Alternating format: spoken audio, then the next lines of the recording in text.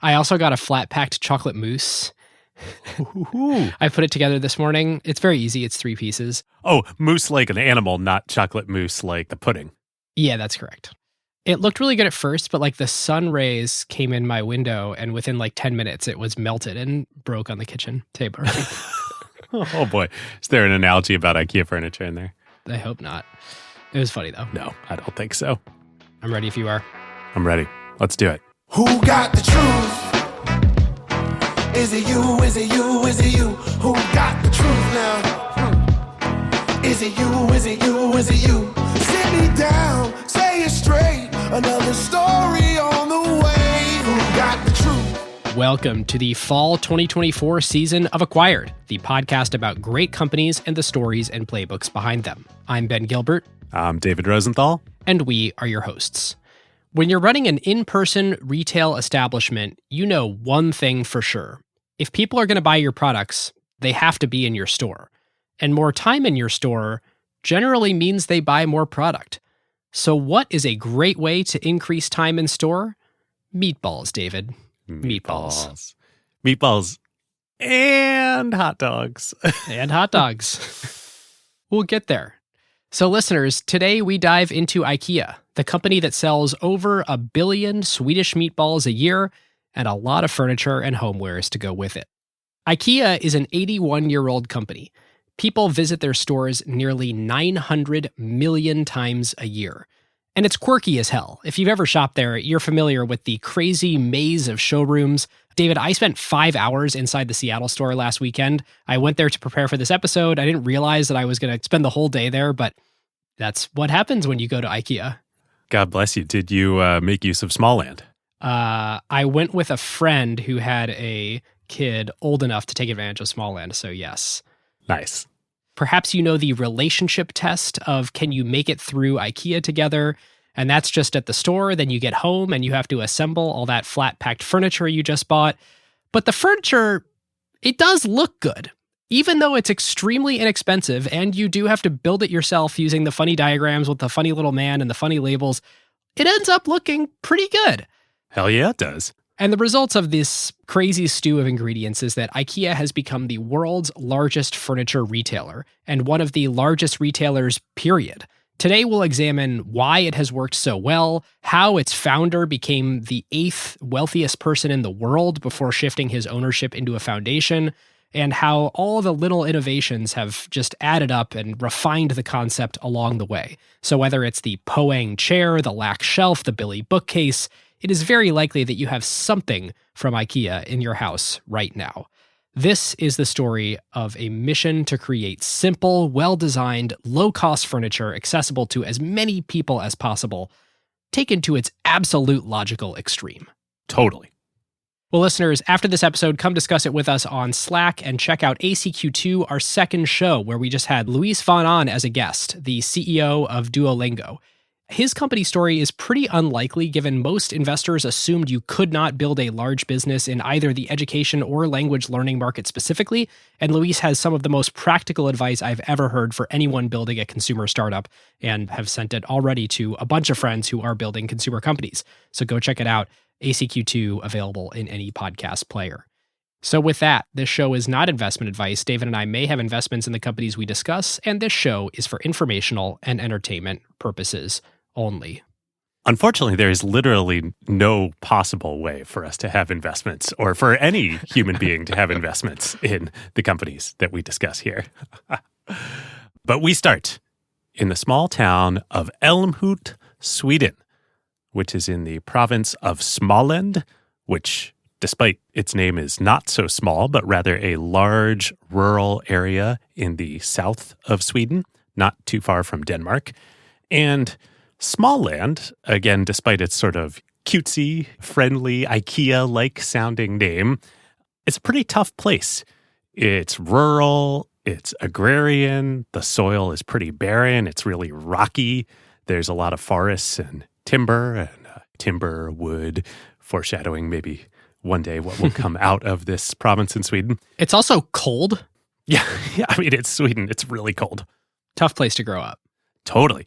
The farmers in Småland, though, they really have to work hard to scrape out their existence. And there's actually a word in Småland called lista, which means making do with an absolute minimum of resources appropriate to the province and appropriate to Ikea, as we shall see. And so it is there on a farm in Småland in March of 1926 when our protagonist, Fyodor Ingvar Kamprad, or just Ingvar as he is known, is born. And he's born, where else for the region, on a family farm named Elmtarud in an area about 20 kilometers outside of Älmhult called Agunnaryd, which, apologies to all of our Swedish friends if we butchered those. I listened to a lot of pronunciations to try to get this right. Now, to give you even more of a sense of this land that we're talking about, Älmhult, the bustling local metropolis, I don't know what the population was in 1926, but in 2010, the population of Älmhult, the big city, was 9,000 people. And that is including IKEA's major presence there in that town today, including the first store, the IKEA museum, the IKEA hotel, et cetera, et cetera.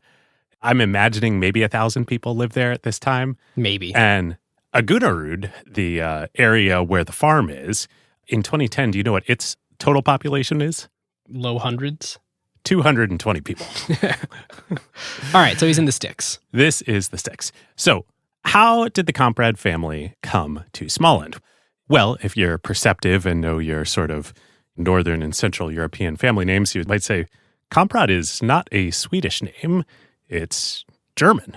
And actually, do you know what IKEA's largest market is still to this day? It is not Sweden, it's not the US, it's not China. It's Germany? It's Germany. Ah.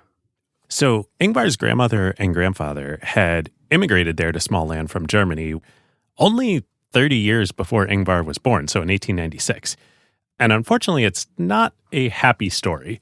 So they bought the farm, Elmtarud, sight unseen when they were in Germany from an advertisement in a local hunting magazine. And people would sort of joke later that this was IKEA's first mail order purchase, was the farm and moving to Sweden. Heyo. Heyo. So wait, why would you buy a sight unseen farm in Sweden? Especially a not very attractive place to farm in Sweden. This is like pre-World War I Germany, too. Yes, so more to the story here. The stated purpose and idea was that they were going to convert the farm from like a agricultural farm into a timber farm, into a timber forest. Ingvar's grandfather, H.M., had been connected to the timber trade in Germany, so the idea makes sense on paper. Unfortunately, though, it doesn't work out. And the next year after they immigrate, in 1897, Ingvar's grandfather, H.M., commits suicide. Oof. So that leaves his grandmother, Franziska, alone to raise 3 kids, one of which was just born, and manage this farm. She knows nothing about how to farm. It's a really difficult farm to operate in a rural, isolated part of a country that she's not from, doesn't speak the language. Totally rough.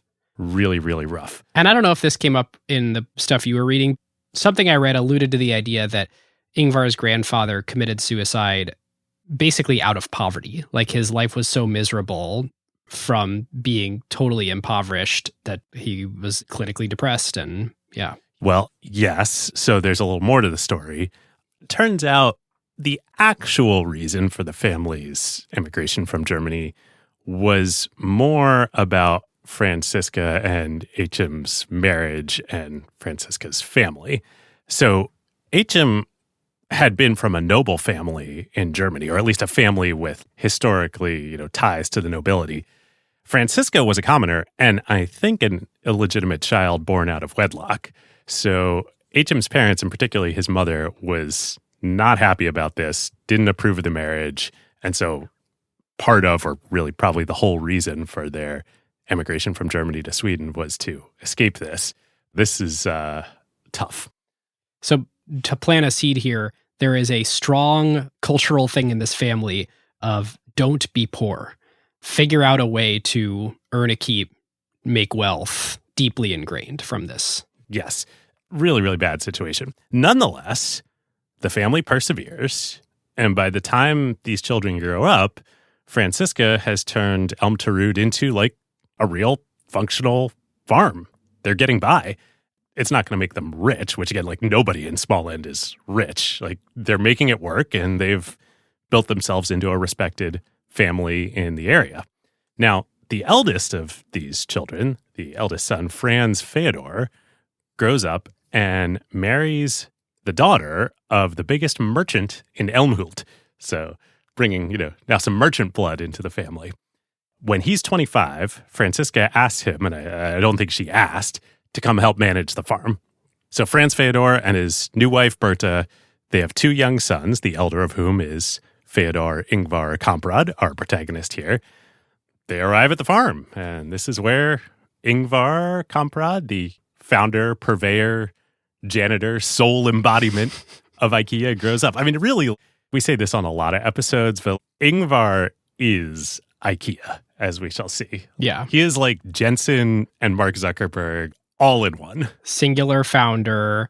The company wouldn't exist but for his exact personality magnified and multiplied into this huge behemoth. You already see the frugality, we're about to get to the like cleverness of being a merchant. The adversity, the chip on his shoulder, I mean, all of it. Yes. Yep. So when Ingvar is super young, like 5 years old, this merchant side of his DNA starts to come through and blossom. His aunt, the youngest child, the third child of Francisca, helps young Ingvar buy bulk sets of matchboxes, mail order from Stockholm, the capital of Sweden. Ingvar, little Ingvar, 5-year-old, then goes around the countryside selling individual matchboxes to other farms and other families in the area at like a 3x markup from what he got them unit price in the bulk package from Stockholm. So he writes later, "My aunt didn't accept payment for the postage. So then I sold the boxes at 2 to 3, or each or is like a penny to a kroner at the time in Sweden. So like 2 to 3 cents each, sometimes even 5. The whole mail order package of 100 cost 88 cents. Talk about profit margins. I still remember the lovely feeling. From that time, selling things became somewhat of an obsession for me." Yeah. The seeds are sown of one of the greatest retailers of all time right here at age 5. Totally. I mean, Sam Walton, Jim Senegal, Saul Price, Jeff Bezos, Ingrid Kamprad. Absolutely. Yep. So young Ingvar, he gets a taste of this. He's hooked. He goes on all throughout his childhood. He's ordering bulk items, mail order from elsewhere in the country, selling all kinds of stuff out to the residents out in the small and countryside. So like Christmas cards, wall decorations, garden seeds, just like random small goods. Ultimately, he finds a niche and a good business importing and selling fountain pens from other countries in Europe. He's like 10, 12 years old at this point. He's selling these fountain pens so fast that he decides like, oh, hey, I wish I had some financing to be able to buy some more of these pens. I know I could make money. I have product market fit. I should raise money. So he goes to the village in Elmhult and he takes out a 500 kroner loan from the bank there, Swedish kroner. This is like $63 about at the time. This is in 1938. And in 1938 dollars, $63 is hundreds of dollars today. Yeah, especially for a 12-year-old. So imagine your kid walking down the street and somehow coming back with $500. Right. That's also part of this story here. He finagles. Like, I don't think his, grandmother or his parents were helping him with this. Right. So he uses that to import 500 fountain pens from Paris. And then I think, they sell quickly. He repays back, the loan pretty quickly. And that, listeners, is the only capital that ever goes into IKEA. That is the only money that Ingvar would ever raise. We will flash all the way forward to modern day. Ingvar always owned 100% of IKEA. He built it into the world's largest furniture store and one of the world's largest retailers, period, without anybody else owning a single share of the company. No outside financing, no debt financing, nothing. Nothing. They own, I think, all of their real estate today. They own all this. I'm sure they probably use construction financing today, but They have 25 billion euros in the bank. Like, this is it. This is the background. This is what he comes from. 500 kroner loan in 1938, paid back immediately. Only capital that ever goes into the business. Yep. Freaking wild. Totally crazy. Totally wild. I don't recall exactly like the Walmart story, but I mean, even that, I think Sam was like from family and banks and other folks taking money. Yeah, his wife's family, I believe, invested. That's right. His wife's family. The whole thing gets financed off of cash flow from pens. Yes. He literally trades matchboxes to Christmas cards to pens to furniture to Ikea. Nuts. It's like the story of the guy who starts with a paperclip and ends up with not just a house, but like a city. It's not, though. It's not really trading. He generates positive cash flow off of the sale of each of those items, then reinvests that positive cash flow in buying the inventory for the next thing. It's just this like, thank God he's had 81 years to do it. Otherwise, you could never grow to something this large, financing your future growth only on the cash flows you've generated so far. Right. It's a good point. Although he is a trader for a very long time, I think that is how he would think of himself. It's not like he's getting the better of other folks. Like, he's creating value. He's right. Creating value for suppliers. He's creating value for buyers. He's performing capitalism here. Right. That's just the definition of capitalism. You sell something, you have excess cash flows in the form of profit margin, you reinvest that in growing your business. And he just did that over and over and over again. Okay. So in 1943, when Ingvar is 17, he's about to go off to the equivalent of college at the School of Commerce in Gothenburg, which is a much bigger city in Sweden. Like, it's actually a city in Sweden. And Ingvar decides that before he goes, he wants to officially start a company, like a firm, to formalize all of his trading activities that he's been doing, because he intends to expand it while he's in Gothenburg at school. His sort of import-export business, shall we say. And there is one other thing happening during this period of time in Ingvar's life. We will come back to that later. So, before he leaves, he registers an official trading firm with the county of Småland and names it, very creatively, the natural thing that comes to mind, very descriptive term. He names it his name and his mailing address. Ingvar Kamprad Elmtarud Agunyard. IKEA. IKEA. I never put together it was like his mailing address. I always knew it was the two initials of his name and the farm and the city. Well, I think that was his mailing address. That makes sense. This is the countryside here. It's not like there's any more to the address than like Elmtarud Agunyard. He doesn't have a house number. So cool. So that's IKEA. That's Ingvar Kamprad's trading firm. This is it. And he does put the first IKEA logo sign on like a little shed on the property. It's simultaneously labeling the property by address then, in addition to saying this is where IKEA does business. Yes, which is all part of the lore. I'm not sure how much actually happens in the shed besides he puts the sign up there. I think he just stores inventory there. Yeah. Well, let's talk about inventory. So Ingvar goes off to the School of Commerce, and for the first time there, he's able to do what I think he intended, which was get access in the school library to real, actual trade publications, import-export trade papers and trade publications. So he starts writing to the suppliers all over Europe who are listed in these trade publications and asks if he can become a selling agent of theirs in Sweden. Now, I say agent. At this point, he's running an actually incredibly capital-light business. Most things, I think he is not taking inventory. Some of it he is. He's storing some pens and stuff, small goods under his bed while he's at college. But a lot of it, what he's doing is he's finding and aggregating demand in Sweden and sending purchase orders directly to the manufacturers wherever they are in Sweden or elsewhere. And they just fulfill the orders directly to the customers by mail. It's pretty awesome. So like the first drop shipper. Yeah, he's not doing the shipping. I mean, he's just an aggregator for demand. He's an agent. And he never takes possession of the inventory. It's fulfilled in real time as he gets the order. The supplier puts it in the mail. It's great. Yep. And again, not always. Sometimes he gets a box of 500 pens or whatever. Like, he's doing whatever is going to make him the most money and be the right arrangement. But being an agent is the best way to do this. So He starts off, naturally, he continues the pen business. He goes from fountain pens to ballpoints. That's a big hit. Then he gets into wallets, cigarette lighters, file folders, all sorts of small goods.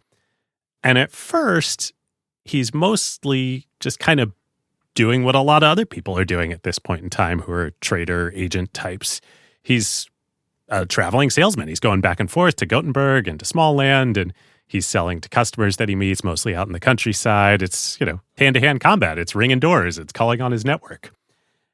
Then, though, he gets the idea. He's like, well, I'm getting all my supplier relationships through trade magazines and corresponding by mail. And then a lot of times when I'm the agent, they're fulfilling the orders by mail. What if I just get into the mail order business myself?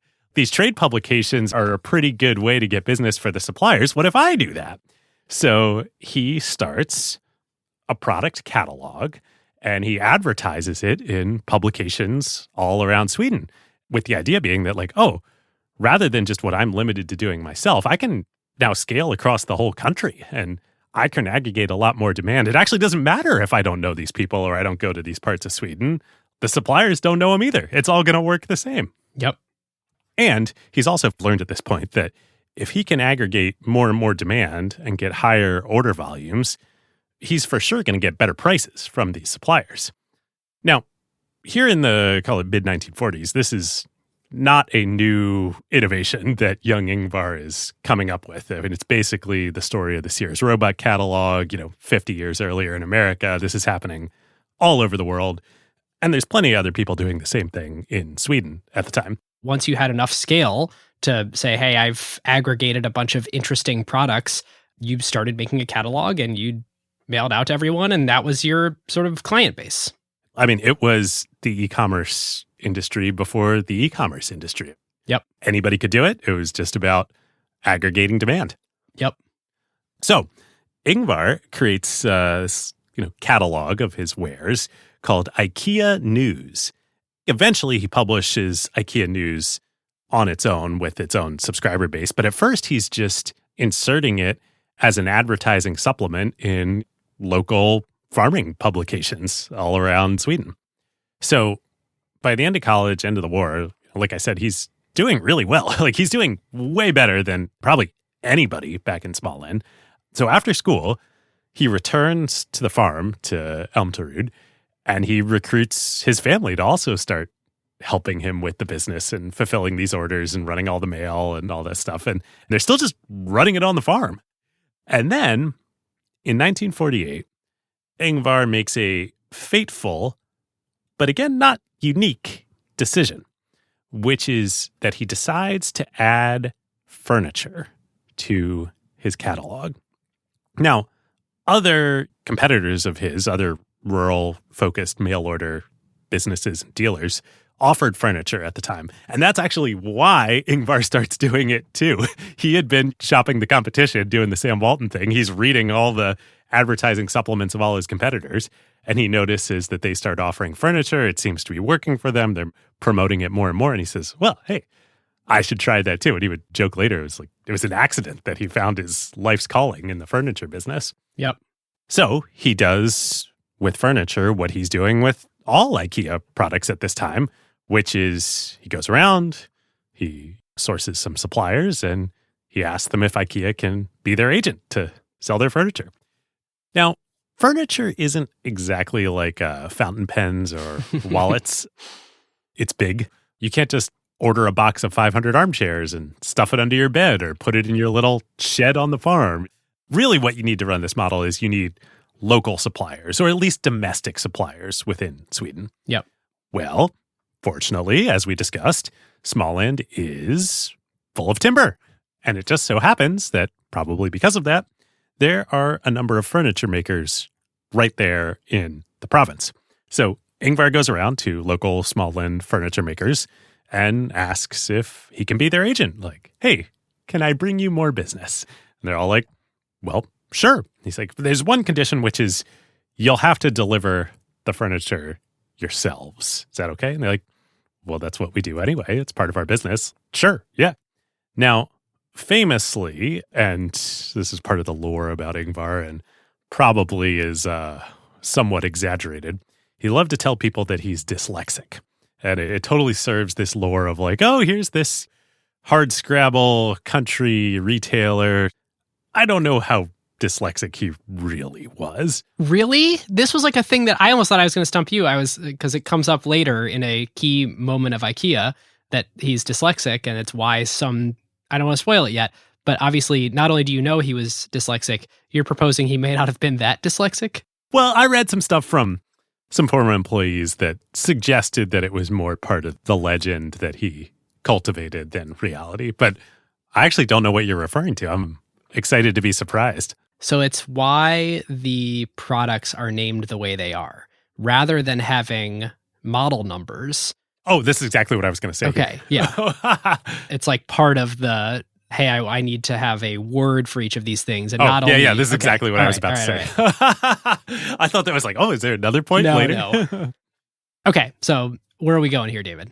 Well, regardless of its veracity or not, Ingvar does not like remembering product numbers and codes and catalog, so he decides that he is going to give a name and not a product code or number to all these furniture pieces. And yes, this is the beginning of IKEA product naming conventions. Do you know, though, I actually had no idea until I started researching what these sort of general naming conventions are within IKEA today? I think so. I think different product categories are named after different things, like rivers, and yes, certain furniture is named after certain. It's almost like conference room naming at companies. Yes. So products are usually named after Scandinavian locations.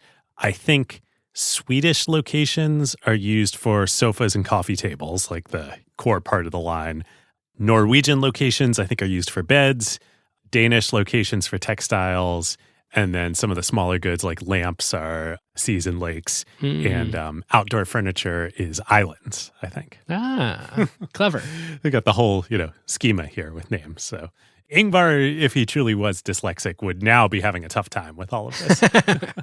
So anyway, Ingvar decides that he's going to start all this off with his, named pieces of furniture in the IKEA catalog that, again, are not his furniture. He's just sourcing them from local furniture makers like other people are doing. He's going to start with a test, and he puts 3 pieces from Smallland in the catalog. 2 armchairs, one of which is a armless armchair, or so I guess just a chair, that is intended for baby nursing. Dude, an armless chair for baby nursing sounds awful. Sounds like torture. Like, that's the time when you need the arm the most.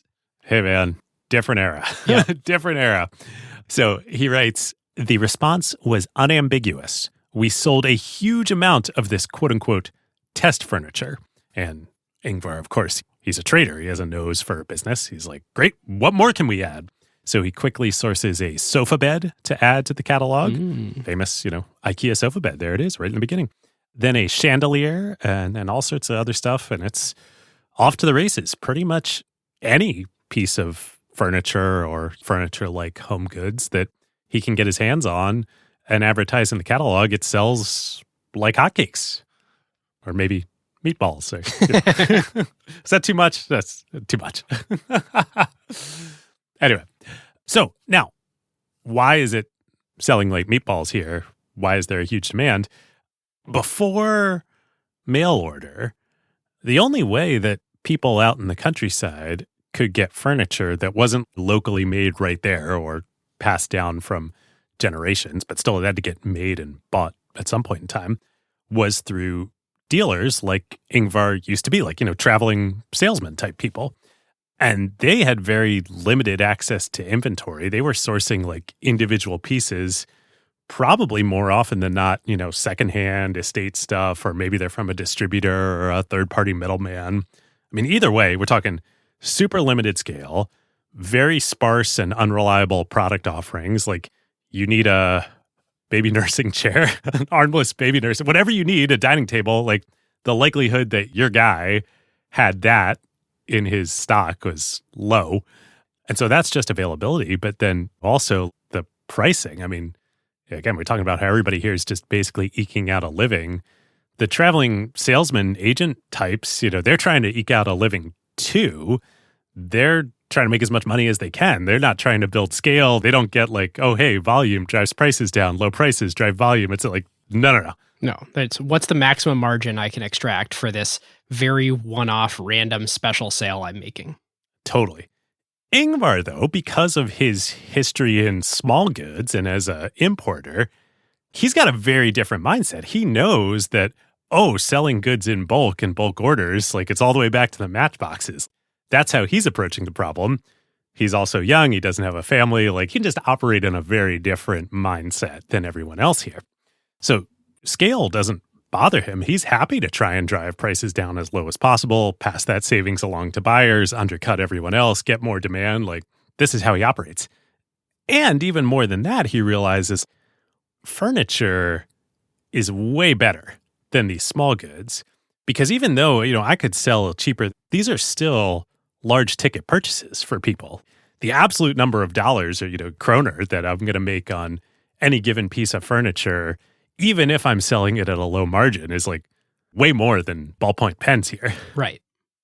And not only that, but it's also selling quickly, even though these are high-priced items, because there's this huge unmet demand in the countryside. People are starving for this stuff. And even better, the logistics and distribution for us, for IKEA, is just as easy as ever. The furniture makers are handling it all themselves. This is great.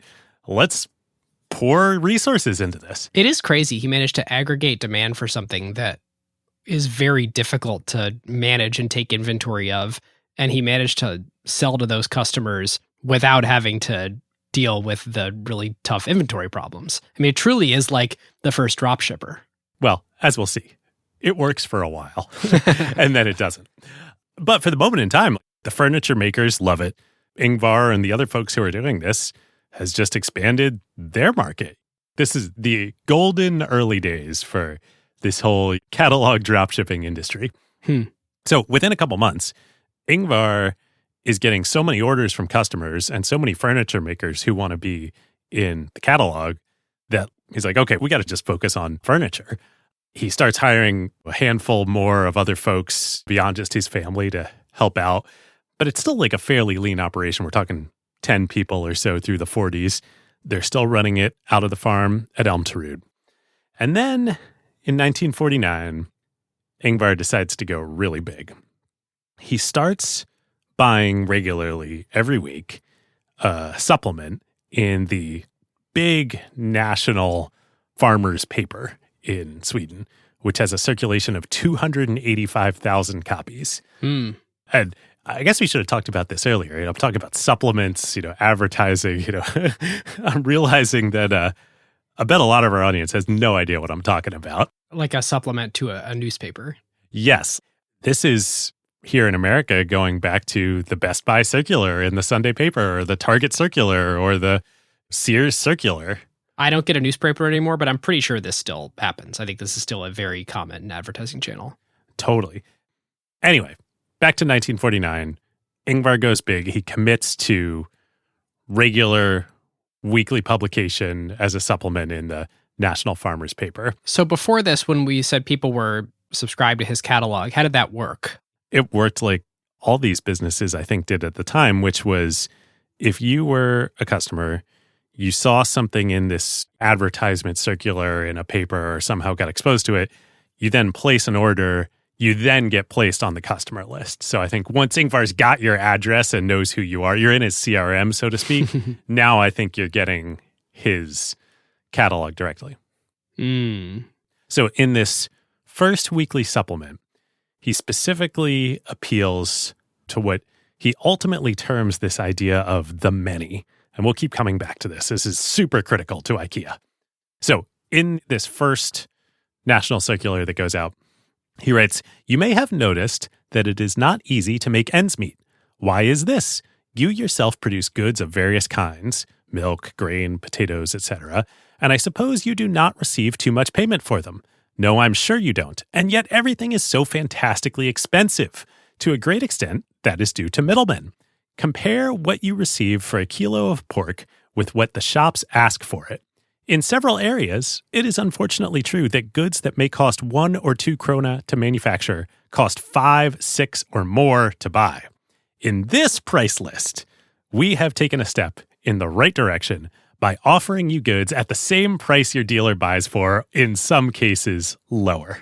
I mean, this is it. We'll make it up in volume. This is thinnest margins possible for the many people with an obsession in cutting out middlemen. Yep. And what's interesting here is I think this is the first time where he's, by instinct, appealing specifically to the low price aspect. Like, again, almost everybody else was appealing to the selection, the availability of like, oh, you can finally get furniture. He's now saying like, no, I know it's hard for you out there. I know you're struggling to make ends meet. I'm going to give you the absolute lowest prices on this stuff. Oh, yeah. This is worth a pause. Harken back to our Walmart episode. What's the sort of perfect triangle of delivering a retail product? It's convenience, price, and selection. And what he's basically saying is price, price, price. Yes. And way better selection than you had in the old model. Convenience, probably not as good, but price. I know you care about price. You are struggling to make ends meet. Yep. A little later, we're going to talk about this amazing document that Ingvar writes in 1976 called The Testament of a Furniture Dealer. He's so folksy. But the very beginning of it, the very first thing reads that the mission of the company is to create a better everyday life for the many people, the many, by offering a wide range of well-designed, functional home furnishing products at prices so low that as many people as possible will be able to afford them. I mean, that's it. It's all right there in that sentence. Yep. Now, the interesting question, though, here and for the rest of the episode is, like we said, Ingvar is not the only mail-order furniture company at this point. He has plenty of competitors who are doing the same things and probably catching on to this same idea that low prices are also important. But none of them become Ikea. And the next reason why none of them become Ikea is none of them have a showroom. Oh, yes. All right, listeners. Now is a great time to talk about a new partner of ours here on Acquired, Legora, the agentic operating system that is redefining how the world's best legal teams work.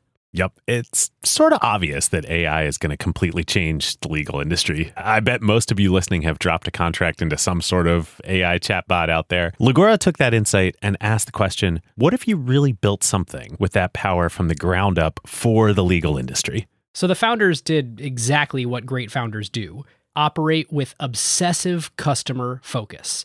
They embedded inside a massive law firm for months. They sat with the lawyers just watching how the work really gets done. And that's how you get features that customers love, like tabular review, where you drop in a folder of hundreds of contracts and it pulls every key term into a grid a lawyer can actually work with. Legora's bet here is interesting. Since it lets each lawyer handle more complexity, any given person can increase the quality of their work and do higher value work. And this means that the pie can grow even as each individual task takes less time. And they recently launched Legora Agent, offering greater intelligence and performance. The agent lets lawyers set an objective. Then it can handle the planning and the execution and delivery of the final product. Legal teams get to maintain full control and transparency since they're still involved where judgment is required. And Legora works where you already work. You can use it within Microsoft Word while redlining or drafting.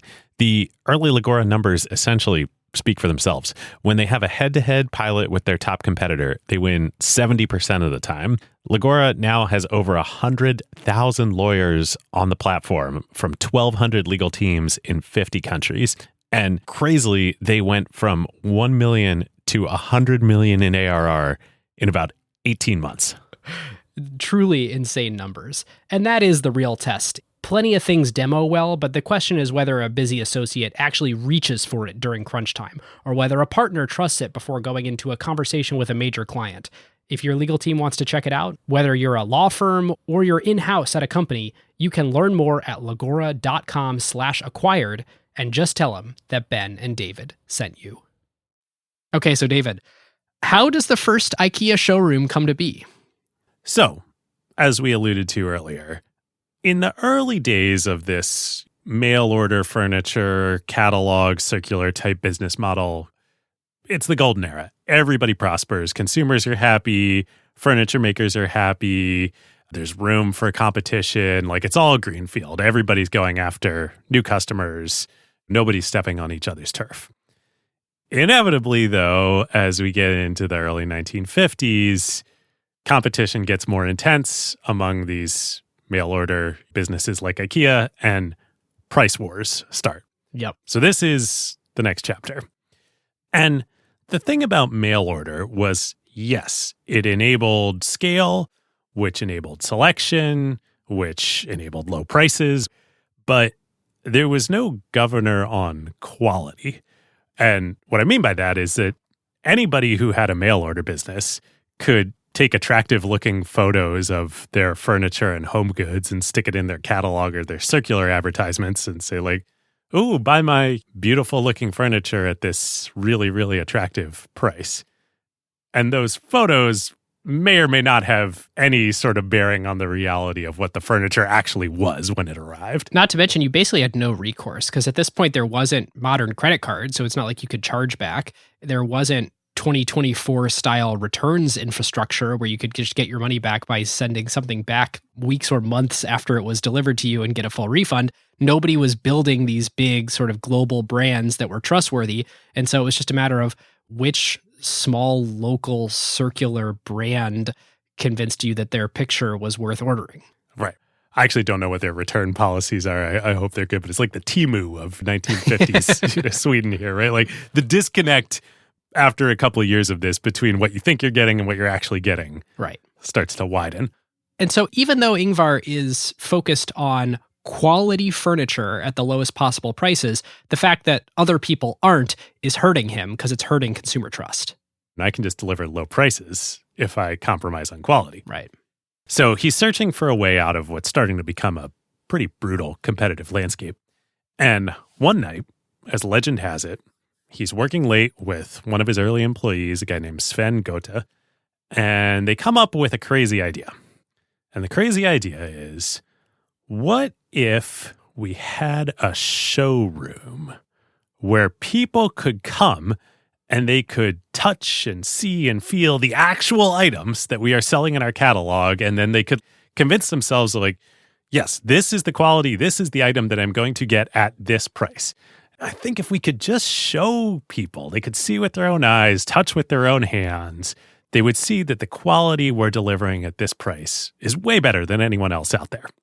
And it just so happens at this moment in time that the local furniture joinery in Älmhult is about to close. He is going to buy the building for 13,000 kroner, which is about $2,500 at the time. We're here in like early 1950s. So, not cheap, but not that much money. And that $2,500 investment becomes the first IKEA showroom. I mean, we seriously kid you not, listeners. The only money this guy ever raised was that 500 kroner bank loan. Yeah, it's nuts. And the funny thing about this, it is a showroom. It's not like a store. Our business model continues to be this catalog thing, but we have a place where you can just kind of touch and feel the furniture. I think Tesla does this today or has done it for a while. Or Bonobos or... Yeah. There's a store in a mall that you can go see the cars or see the pants, but you can't take it home. Right. So let's illustrate why this is a completely nutty idea. A, there's the obvious, you can't take it home.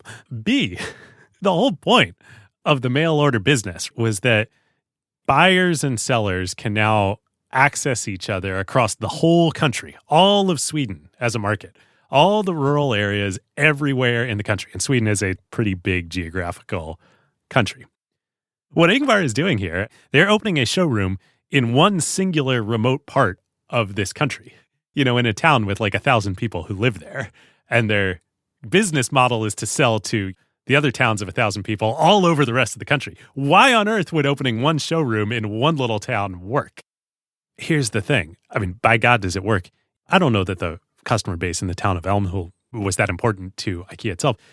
People come from all over the country to go to the showroom. This is wild.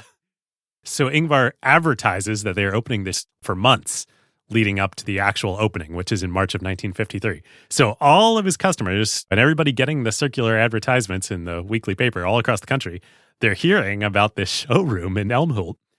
On opening day, in March of 1953, there are over 1,000 people from all over the country who show up and wait in line Wow. to get in. They take the train. They somehow make their way to Elmhult to just see the furniture. They're not even buying anything. It's crazy. Ingvar and the team, they're so worried about this that they don't know that the floorboards on the second floor of this old joinery are it's like an old building here that are going to stand up to 1,000 people being up there, plus all the furniture that they have as, the showroom. They had also advertised in the circulars that they were going to offer free coffee and morning buns to anybody coming to shop. Yes.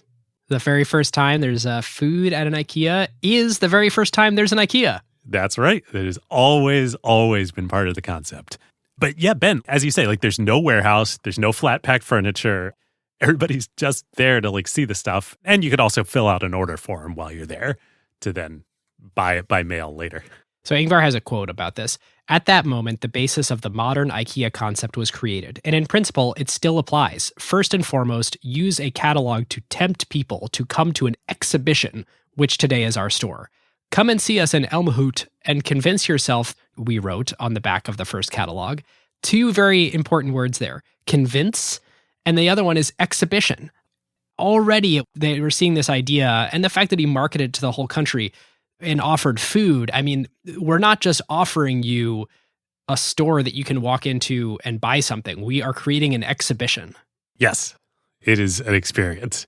It's almost like you're getting a free ticket to this experience, this exhibition. Yes. Great retailers have more in common with P.T. Barnum than poor retailers. Totally. Oh my God. So this is, I think, and Ingvar thinks, and he writes this is the very first time anywhere in the world that a mail order business is combined with a physical showroom. Oh. So you might think, Sears in the U.S., obviously, that's a mail order business, and they have Sears stores.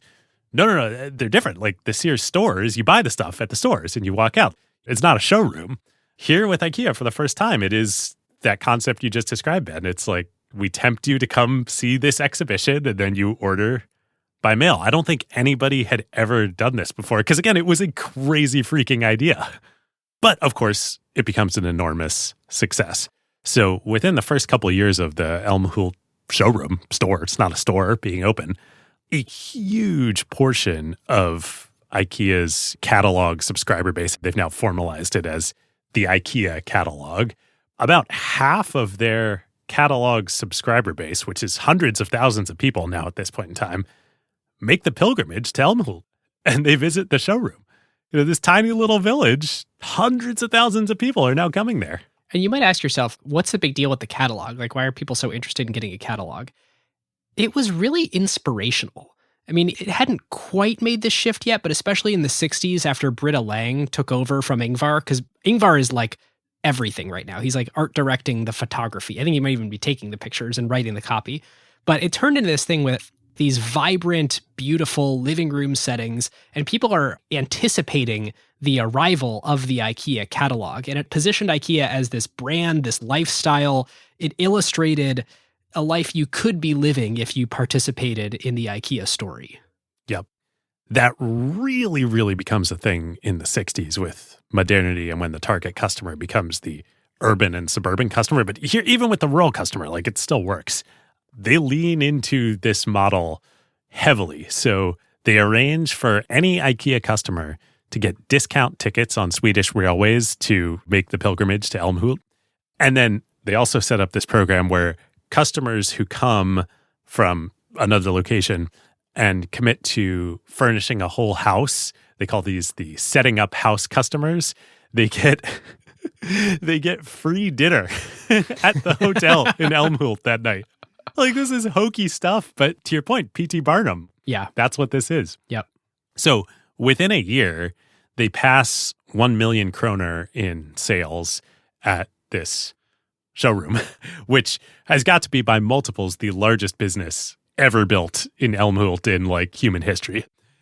In 1954, so the next year after this has been open, they passed 3 million kroner in sales. I think the exchange rate was about 5-1 at this point in time of 5 kroner to $1. 1955, they double again to 6 million in sales.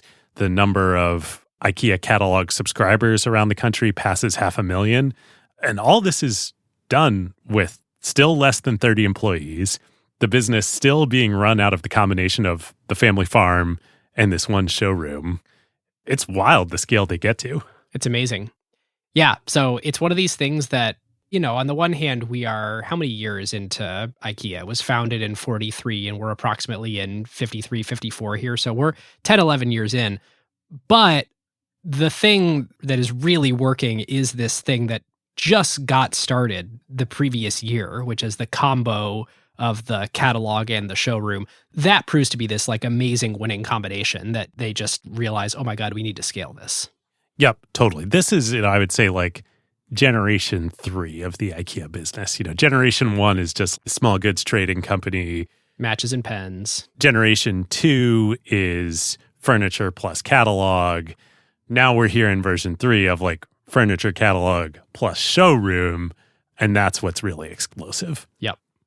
But here in the 50s, though, the target customer base, we referenced this a minute ago, and the product mix is still geared towards these rural farmland families. Like, hey, I'm outfitting my farmhouse. Yep. And when you look at the old catalogs, you can tell. Totally. It's not this simple Swedish design that we think about as IKEA as today. It's like pretty rugged, robust, heavy furniture. Yes. So when the 1960s come around, Sweden, like pretty much all of Europe, starts rapidly and inexorably urbanizing. The automobile becomes commonplace. Farms are closing down. Young people are moving into cities and suburbs. They're taking jobs in factories. They're taking white-collar jobs, other blue-collar jobs. I think there was some stat in the IKEA story that during the decade between the mid-50s and the mid-60s, I think 3/4 of the farms in Sweden closed down. Whoa. It's wild, but this is happening all over Europe. Huh. And so the customer base for IKEA and all their competitors starts to majorly shift. It's no longer families setting up their farms or taking over the farm from the elder generations. It's now like a whole new lifestyle, modernity in the cities, in the suburbs, smaller houses, modern houses, electricity, apartments. Not to mention, it's kind of impossible to do the traditional thing of just pass down the furniture to the next generation, which is how most people got their furniture up until this point because they were living very close to their parents or perhaps taking over the house from their parents. Totally. This is, I'm getting an apartment in Stockholm. I kind of need to start from scratch, and the furniture needs to be pretty easy to move or put together. Yes, indeed it does. So on the one hand, this is like a total existential threat to IKEA's business. It's like, well, your customer base is shifting. The products that you are selling are no longer wanted. They're going away. On the other hand, there has never been a bigger opportunity in the history of furniture making and selling throughout all of human history than what is about to happen here. And IKEA, even though it's currently serving what is effectively the parent generation of these new customers, with a little bit of adaptation, has the perfect model for these new young urban and suburban families. Yep. But to get there, Ben, I know you were itching to tell this story. There's one more element of the IKEA model that needs to fall into place. And ironically, even though it is totally identified core part of the company today, it's a reaction to competition that drives it. And that is designing its own furniture and specifically flat packing. It is astonishing that so far in the story, they've been shipping like full-sized, fully assembled armchairs in order to get them to your house. Well, remember, IKEA's not shipping it. The suppliers are shipping it. But that it's taking up a huge amount. Think about a flat-packed chair that you're ordering versus a fully assembled chair and how much room that takes up in the truck. Yep. In the early days, this doesn't really matter to IKEA. Like, hey, it's all great. Like, that's my supplier's problem. As the business is scaling, though, this becomes IKEA's problem because it's a limit to scaling. Yep. Okay, so where does flat packing come from? So it's totally intertwined with IKEA taking on the furniture design itself. And I said it was driven by competition. It's not driven by competition because any of the other players do the same thing. It's actually the opposite problem. IKEA has become so dominant in Sweden at this point in time that it's monopolizing like a huge portion of all the furniture makers' production output. And so the rest of the industry starts organizing against IKEA. And IKEA is philosophically trying to drive down prices. They want to create the furniture for the many. And their competitors are all trying to maximize margin and have kind of small businesses because the whole furniture landscape, in fact, to this day, is very, very fragmented. It's tons of players serving niche, local use cases. And so you've got the whole Swedish furniture industry that's pissed at IKEA for going to the furniture manufacturers and saying, what's the very best deal you can give me? And then turning around to customers and saying, I'm going to make very little margin and sell you all of this manufacturer's capacity at extremely low cost. So the competitors are feeling it from both sides. They're saying, okay, the manufacturers have no capacity to manufacture for me, and no customers want my stuff because you're selling it cheaper. It's freaking wild. IKEA does not have a direct competitor today in 2024. There is not a single other globally scaled furniture business in the world. Put a pin in it. I have a thesis on why. Oh, okay. So what do the competitors do? They start locking IKEA out of trade fairs, trying to limit their access to suppliers. They start pressuring IKEA's existing suppliers into not selling to IKEA. They say, oh, we're all collectively going to boycott other orders from you. And IKEA is not yet big enough where that fails. That actually works. And the manufacturers just come to IKEA and say, sorry, the collective leverage of all your competitors is too large and we're not going to serve you. Yep. Competitors even go to the Swedish government and they lobby the Swedish government to limit IKEA's ability to circulate its catalog. I don't know on what grounds. It's like the most European thing ever that regulation should... This is too good for consumers. Yes, exactly. Oh, man. We could make a million jokes about European regulation. Yep. Anyway, to your point, it starts to work, and this becomes a real problem for IKEA. So Ingvar, the company, they're like, all right, well, how are we going to design our way out of this one? And turns out design is the answer. So they start going to the suppliers, to the furniture makers, and they say like, okay, we hear you that our competition does not want you to give your pieces to us like you're also giving to them. What if we give you a new set of designs for different furniture and you make those designs just for us? Separate line. Open up separate lines. Could you do that? And most of them say, well, yeah, I think I could do that. And this is the beginning of IKEA in-house designed furniture. Now, the first quote-unquote designer who Ingvar sets to work on this is a former advertising draftsman named Gillis Lundgren. And Ingvar had hired him originally to help Ingvar do the set layout and the photo shoots for the catalog as his assisting. Lundgren starts cranking out sketches of furniture designs for the manufacturers. And so then, as legend has it, all this is going on. And then one night, the two of them, Lundgren and Ingvar, are taking down the set from a photo shoot. And Lundgren says, while he's putting a table away, he's like, oh, God, this thing is so heavy. What a huge amount of space it takes up. Let's just take the legs off the table and put them under the tabletop, and then we can store all this stuff better. And Ingvar is like, a bolt of lightning has hit him. He's like, oh my God, I have just received the last commandment from God about how to run this business. It's like, yes, we take the legs off and it takes up a lot less space. My God, we can design these things to come off on purpose. And then when we have our manufacturers ship the tables to customers, they're going to be able to fit a hell of a lot more of them in those trucks. Yep.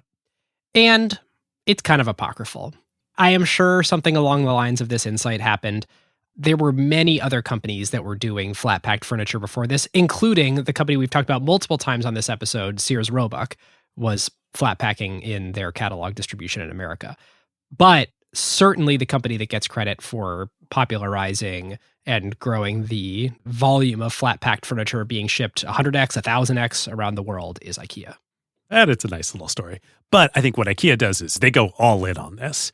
So the first flat pack product that they design is the Max table in the mid-1950s. But by the end of the 1950s, flat pack and then self-assembly by the customer is expanded across the entire range, like all of IKEA's furniture.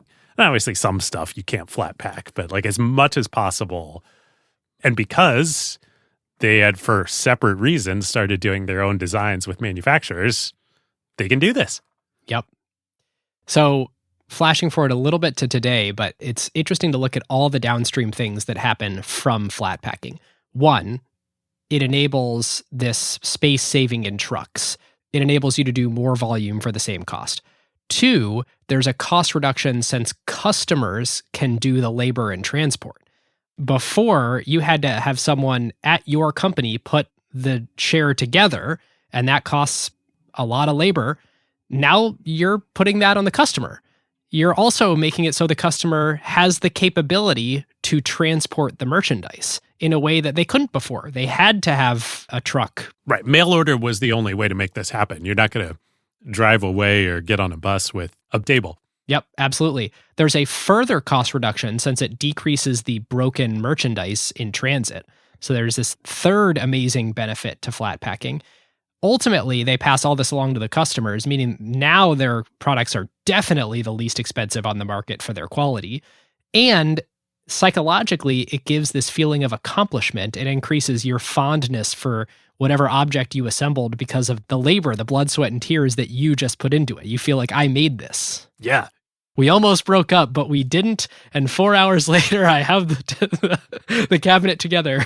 One of the articles I was reading for research called it the Lego for adults. Totally. That's totally right. Yeah, another great Scandinavian company. We'll have to cover it someday. I have a fun story for you, David, on flat pack that I haven't told you yet. Ooh, lay it on me. So there's another word for this. Do you know what it is? Did you hear it anywhere? It's kind of an old school retailer merchant phrase. Ooh, no, I don't think I did. Knockdown. Ooh, no. And it was referred to as KD. So in preparation for this episode, I talked to Jim Senegal, who's the co-founder of Costco, because I was asking about IKEA and the similarities. And he said he used to love going to IKEA to look at the KD furniture that they stocked. And I thought this was like a brand. I was like, oh, maybe this was like a brand that IKEA used to stock. At some point, I realized in our call, oh, no, this is like what people used to call the flat packed as KD furniture. That's amazing. Yeah. The interwovenness with Costco is really interesting. Another research call was with Bjorn Bailey, who ran IKEA in the US in the late 80s. And he mentioned that Ingvar always looked up to Costco and thought they were like the greatest retailer in the world. So there's a lot of shared admiration there. Oh, man. We're going to talk about hot dogs in a little bit here. You think I'm joking. I'm not. All right, let's go. Okay. Before we get there, though, so KD, this innovation, knockdown, flat pack. This is also, though, what enables this shift in the product mix for the new modern, young, urban, and suburban customer who doesn't want the same kind of furniture, can't use the same kind of furniture that their parents were using back on the farmlands. So legend has it that right around this time, as the whole IKEA range is shifting to flat pack, Ingvar goes on a trip to the Milan Furniture Show in Italy.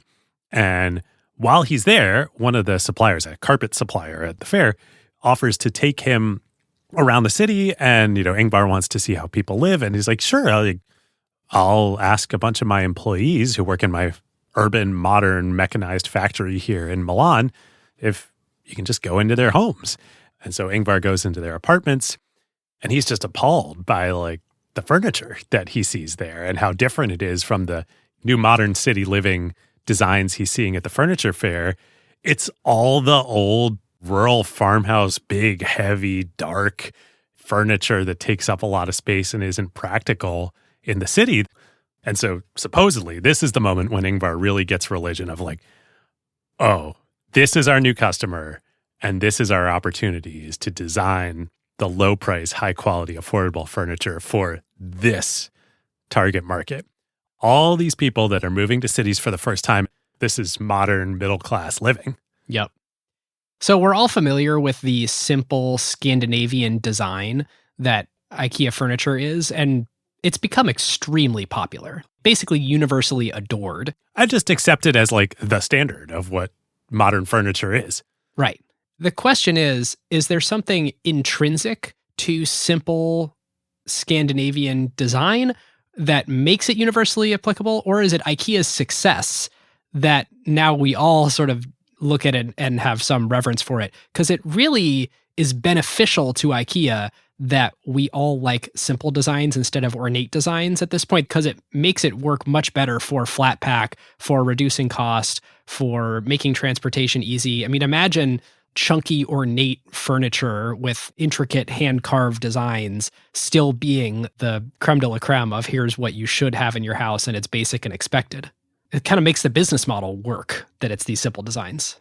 Yeah, I think these things are inextricable. I mean, I'm not an expert in design history, and people who are might contradict me here, but I don't think there was necessarily that much about Scandinavian or Swedish design that was particularly light, simple, minimal before IKEA.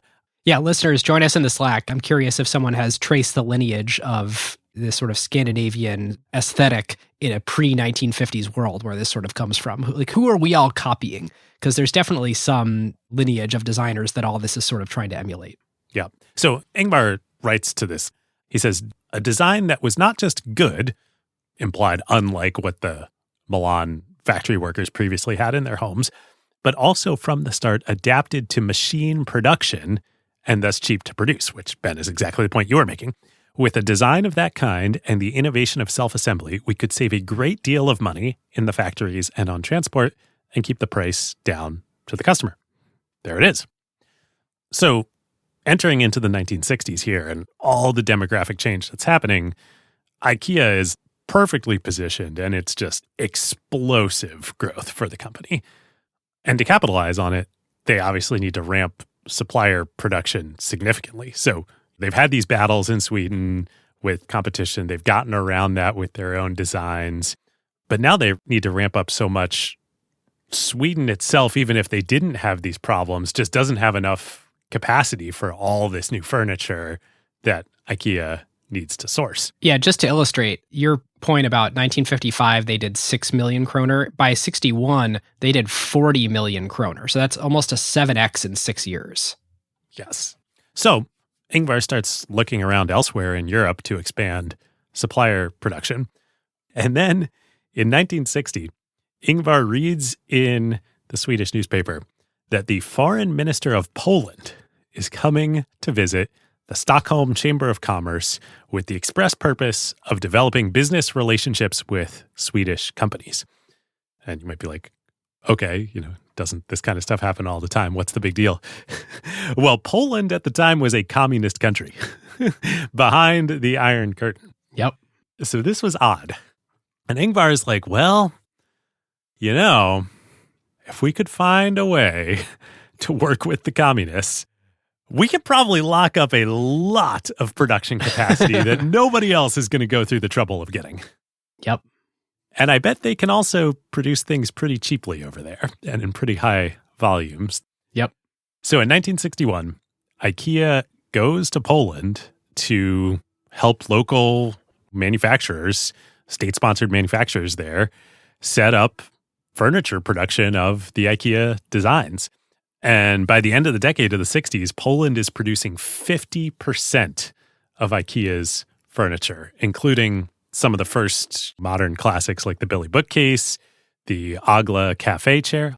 It's the sort of wooden, sort of curved back chair that, the iconic one. Yeah, that's, I think, if I have it right, I think that design is actually based on like a Polish chair design. Oh, interesting. It becomes, one of the biggest selling products for the company in history. The other thing that they're doing here is IKEA is investing in bringing up these factories. They're trying to build really close supplier relationships here and basically make sure that those factories are going to be successful for the long run so they can kind of bet their business on it. Totally. And I mean, they get really, really intertwined to the point where eventually this is a little later in the 70s, after IKEA invests a ton in developing board-on-frame, quote-unquote, technology or sandwich board construction, as it's called, this is the LAC table. So listeners, probably many of you know, for those of you who don't, you definitely have seen this thing. You've probably owned it. The LAC coffee table. Or LAC shelves or... Yeah. Poland is where they produce this coffee table that they use particle board, sandwich board construction inspired by how doors are made, sort of more cheap, not solid wood doors. Today, in 2024, the LAC table retails for $9.99 in America. This is a table that you can buy for less than $10. It's astonishing how they've driven price down on some of these things. Totally astonishing. And in fact, I think it's worth a little sidebar on the coffee table right now as an example. It perfectly illustrates the new consumer dynamic and demand explosion that Ikea is about to head into. The LAC coffee table is the first example of this idea that Ingvar starts to develop of the item with the breathtaking price, quote unquote. And every product that Ikea sells in its range should be high quality, great value, ideally way better on both dimensions than any competition. Have beautiful form. I think that's a part of it too, is it's supposed to have the form and design. It's not just build quality, but actually the form should be elegant to look at. Yes. But over and above just kind of like the standard products in the range, Ikea should always have a few products that are these breathtaking price products. And these products should also be high quality, but they should be priced at least 50% below any competitive or substitutive products out there. And ideally, like well less than 50%. I mean, a $10 table today, that's breathtaking. That's astonishing. And so Ingvar says, like, it's our job to figure out, start with that end goal in mind and then design backwards from that of like, how are we going to make that happen? And he would later write and describe the whole idea is based on the substantial price difference, the easily understood price by the consumer. We don't lose on the deal, nor do we make much profit, but at least we make a little. And in the end, that's what matters. We can't actually lose money on these products. And thus we need to design like, not just what the furniture looks like, the manufacturing process, the transport process, the raw material sourcing process, like everything end to end about how are we going to sell. The product is the whole supply chain. Yes, a $10 coffee table. And so the way they do it, at least in the case of the LAC, is like, we're going to wholesale reinvent the manufacturing technology process for this. We're not going to make a solid wood coffee table. We're going to use board-on-frame construction. And what are the raw inputs for that? Well, we can use the leftover scrap wood chips, and then eventually now I think it's like pulp material from the timber. That's actually going to be like 90+% of the material that goes into the product is our waste products from our other things that we're making. A, that's super cheap. B, it's super lightweight, even though they're pretty solid and sturdy. And then C, we can just scale this indefinitely. Today, Ikea sells almost 20 million LAC tables every year and has been for decades. I mean, they've sold hundreds of millions of these things. So like you can optimize the freaking crap out of your whole supply chain to do this. That is wild. I think they have multiple SKUs at that scale. So later, once he, like Charlie Munger, got turned on to the virtues of Costco, Ingvar would hilariously formalize this idea, this manifesto, in 1995 as the hot dog product policy. Because in 1995, they copied Costco and they start selling hot dogs in the stores. Okay, so I brought this up with Jim when I was talking about similarities between Costco and Ikea. He did not believe that Ikea copied the Costco hot dog. And here was his rationale. There's no way. It's 100% a copy. I don't believe him. I know Ikea started doing it in 1995. There is a rich Swedish tradition in hot dogs. Swedish hot dog carts are freaking everywhere. I don't think you had to look at Costco to observe we could probably sell hot dogs at a Swedish store. Jim is a very kind and generous soul, despite being one of the greatest retailers of all time. So I'm just going to chalk this one up to that. The IKEA hot dogs today are priced at $1, which is cheaper than the $1.50 at Costco. Well, no, David, the $1.50 is a combo. That's what I was going to say. I think, though, you can only get the $1.50 combo at Costco. Yeah, I mean, I don't know if you could walk up and try to order a hot dog that's less than $1, but it is $1.50 for a hot dog and a drink, and there's no menu item of just a hot dog. Right. We talked about all this on the episode. Like, part of how they do this is including the drink. It's a bundling. Yeah. Anyway, I refuse to believe that the ability to buy just a hot dog at IKEA is not a nod to the Costco deal, because IKEA also has the hot dog and drink combo for $150. And it's right after checkout, just like Costco's is. And it entered the store about a decade after Costco started selling the hot dog. There's no way. There's no freaking way that Ingvar wasn't just like, all right, we got to copy the hot dog. Yeah. The even more amazing thing is he codifies this into the official policy of the company, which is we must have at least, at first it's 10 quote unquote hot dog products across the range. He later ups it to 20. And it's like the LAC table. It's an impossible price for ideally one product in every category that we sell. That is just, it's criminal not to buy this thing. Yeah. And the fact that they just keep whittling it down year over year over year. A great example of this is the Poeng chair. Yes. Another hot dog product. Absolutely. I think they've sold 30 million of these since 1976. They've just been maniacal about optimizing. So the initial Poeng chair, which was originally called the Poem, not the Poang, I didn't know that. in inflation-adjusted dollars was $350 in 1988. By 2016, they had it down below $100, and it's effectively flattened out. It's now $130, but with a little bit more inflation. It's astonishing you can get this chair that is a living room chair for $130. Comparable chairs are like $2,000 to $3,000. Right. You're not going to buy a Poeng chair and have anybody mistake it for a Herman Miller recliner. No, but that's not what they're trying to be. But it's pretty darn close for the delta in price. I mean, a Herman Miller recliner is what, $5,000, I think? Something like that. Yeah, maybe this performs the same function, but you're not going to aesthetically mistake it for a Herman Miller chair. Oh, I guess my point is like the delta in the design aesthetics is also way closer than $4,770. Yes, that's a great point. It has this wow price. When you drive home with it and you set it up, you can marvel at the fact that it only cost you $130. Yes. Okay. Which brings us to the other, I think, really uniquely IKEA piece of this hot dog policy that even Costco doesn't really have. I just love it, the hot dog policy. IKEA, thanks to the catalog, controls all parts of the demand and the supply chain. They control the supply chain, obviously, as we've been talking about, but the catalog for decades is the primary marketing and demand driving channel.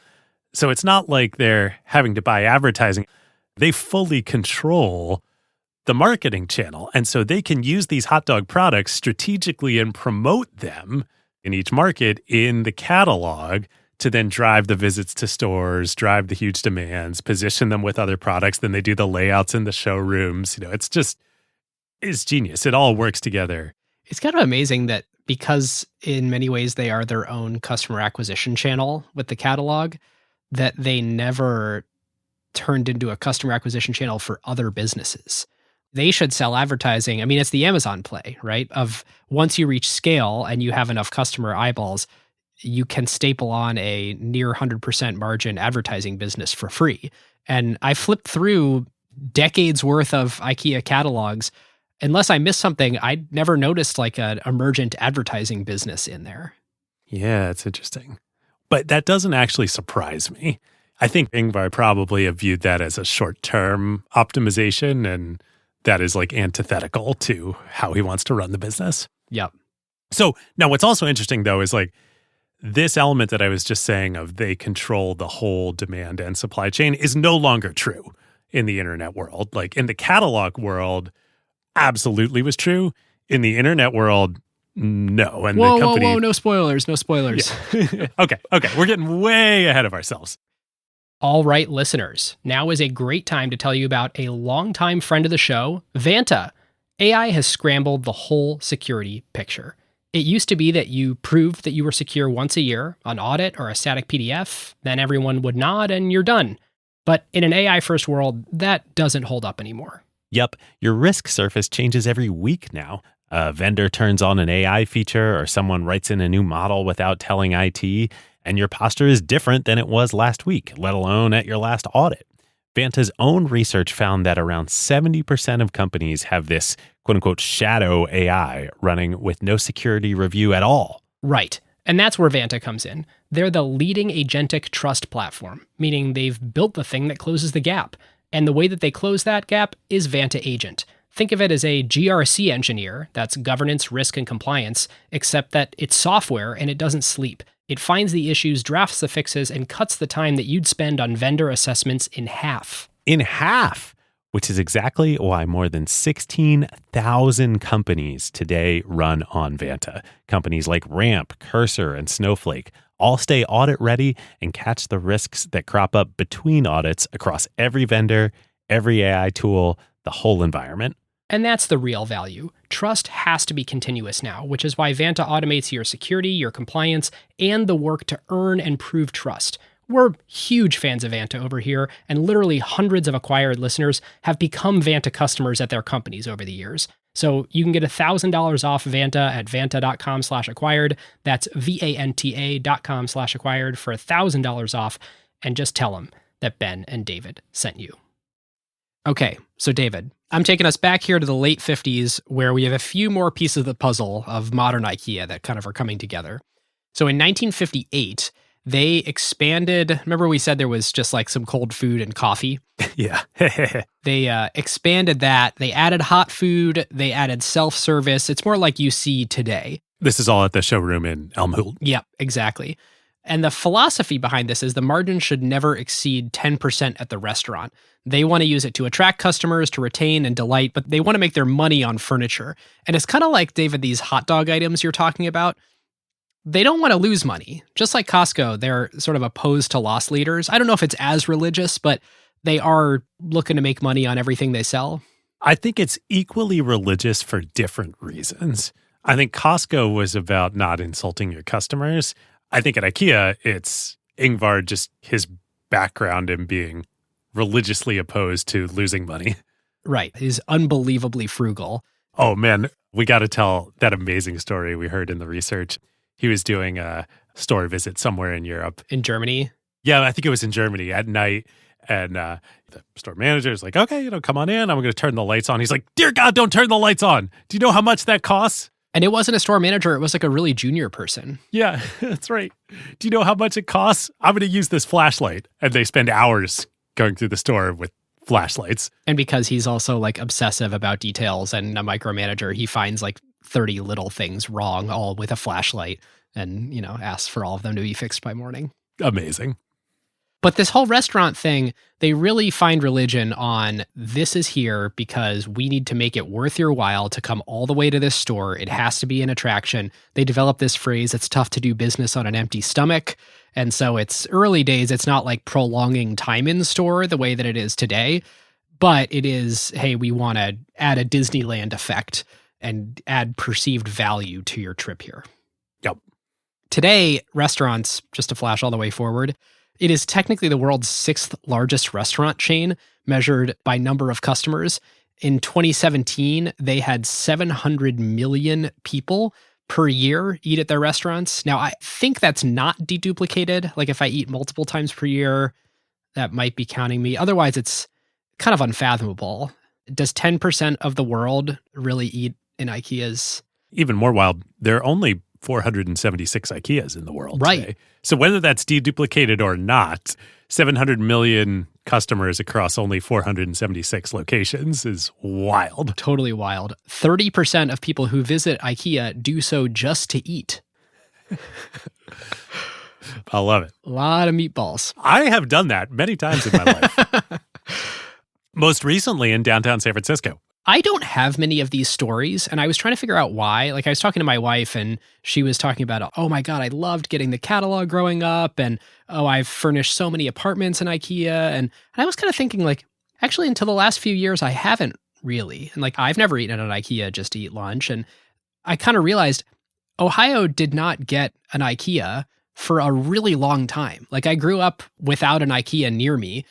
And Even when I went to college in Columbus, they got one in Cincinnati, but it was until after I left Columbus that they got one there. So until I got to Seattle, I don't think I had ever experienced IKEA. And the Seattle IKEA is so great. Yeah. Well, I have a question for you then. What year did your family leave Delaware? 96. You grew up very close to an IKEA and you just didn't realize it. Oh, really? Because IKEA has been part of my life pretty much my whole life. And again, I didn't realize why. The first U.S. store was in Plymouth Meeting, Pennsylvania, right outside Philadelphia, which opened in 1985. I was born in 1984. I grew up with, Billy bookcases and all this stuff. Like, it's just been a constant my entire life. I mean, I went to the small land, I played in the ball pit, all this stuff. All right. It is funny how I've developed an appreciation as an adult, but it was not like a formative thing like for you and so many others. All right. So into the 1960s, David, they open a bigger store. Where? Yes. So they actually had opened a showroom in Norway, in Sweden's next door neighbor country, to be able to sell in Norway. But that was, same concept as the Almhult showroom, not really a store. By the mid 60s, though, all of this, new urban consumer, all really, really taking off.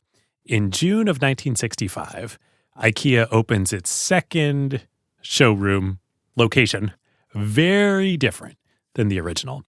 This one is almost 500,000 square feet. What? Yeah. That's like even still probably their biggest store or among their biggest few. I think it is still, I believe, the flagship IKEA store. Because even today, they're like 400,000 when they build new stores. It is a circular building inspired by the Guggenheim Museum in New York City. Whoa.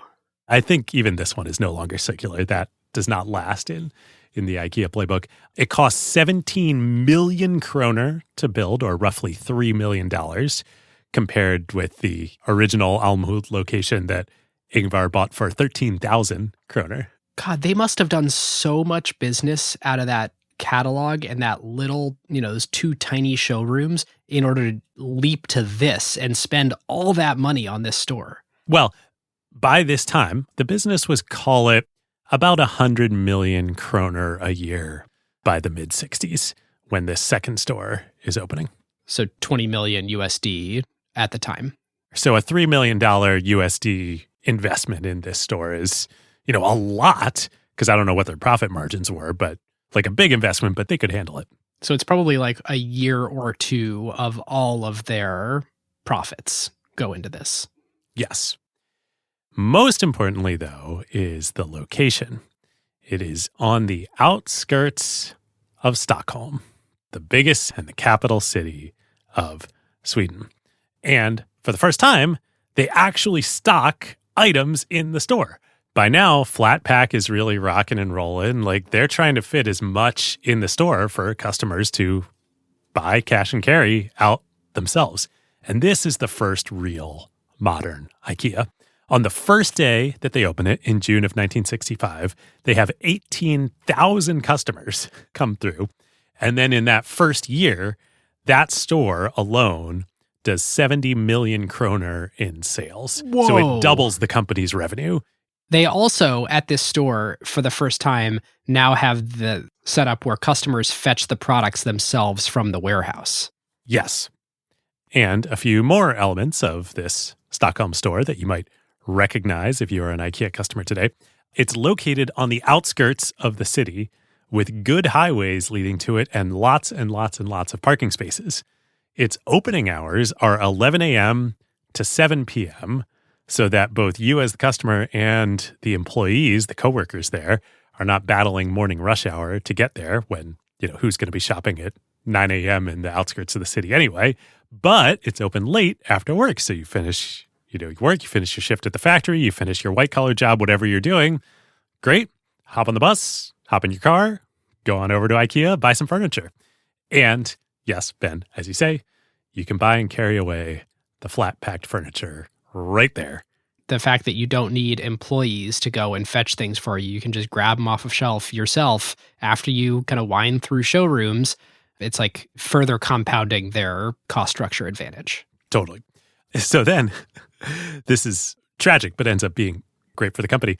5 years later, this beautiful design Guggenheim Museum-inspired store, in 1970, one night, the neon IKEA sign on top of the building catches fire and the building burns down. I don't know if it totally burns down, but it's a major, major damage. I believe the insurance claim resulting from this was at the time the largest insurance claim in Swedish national history.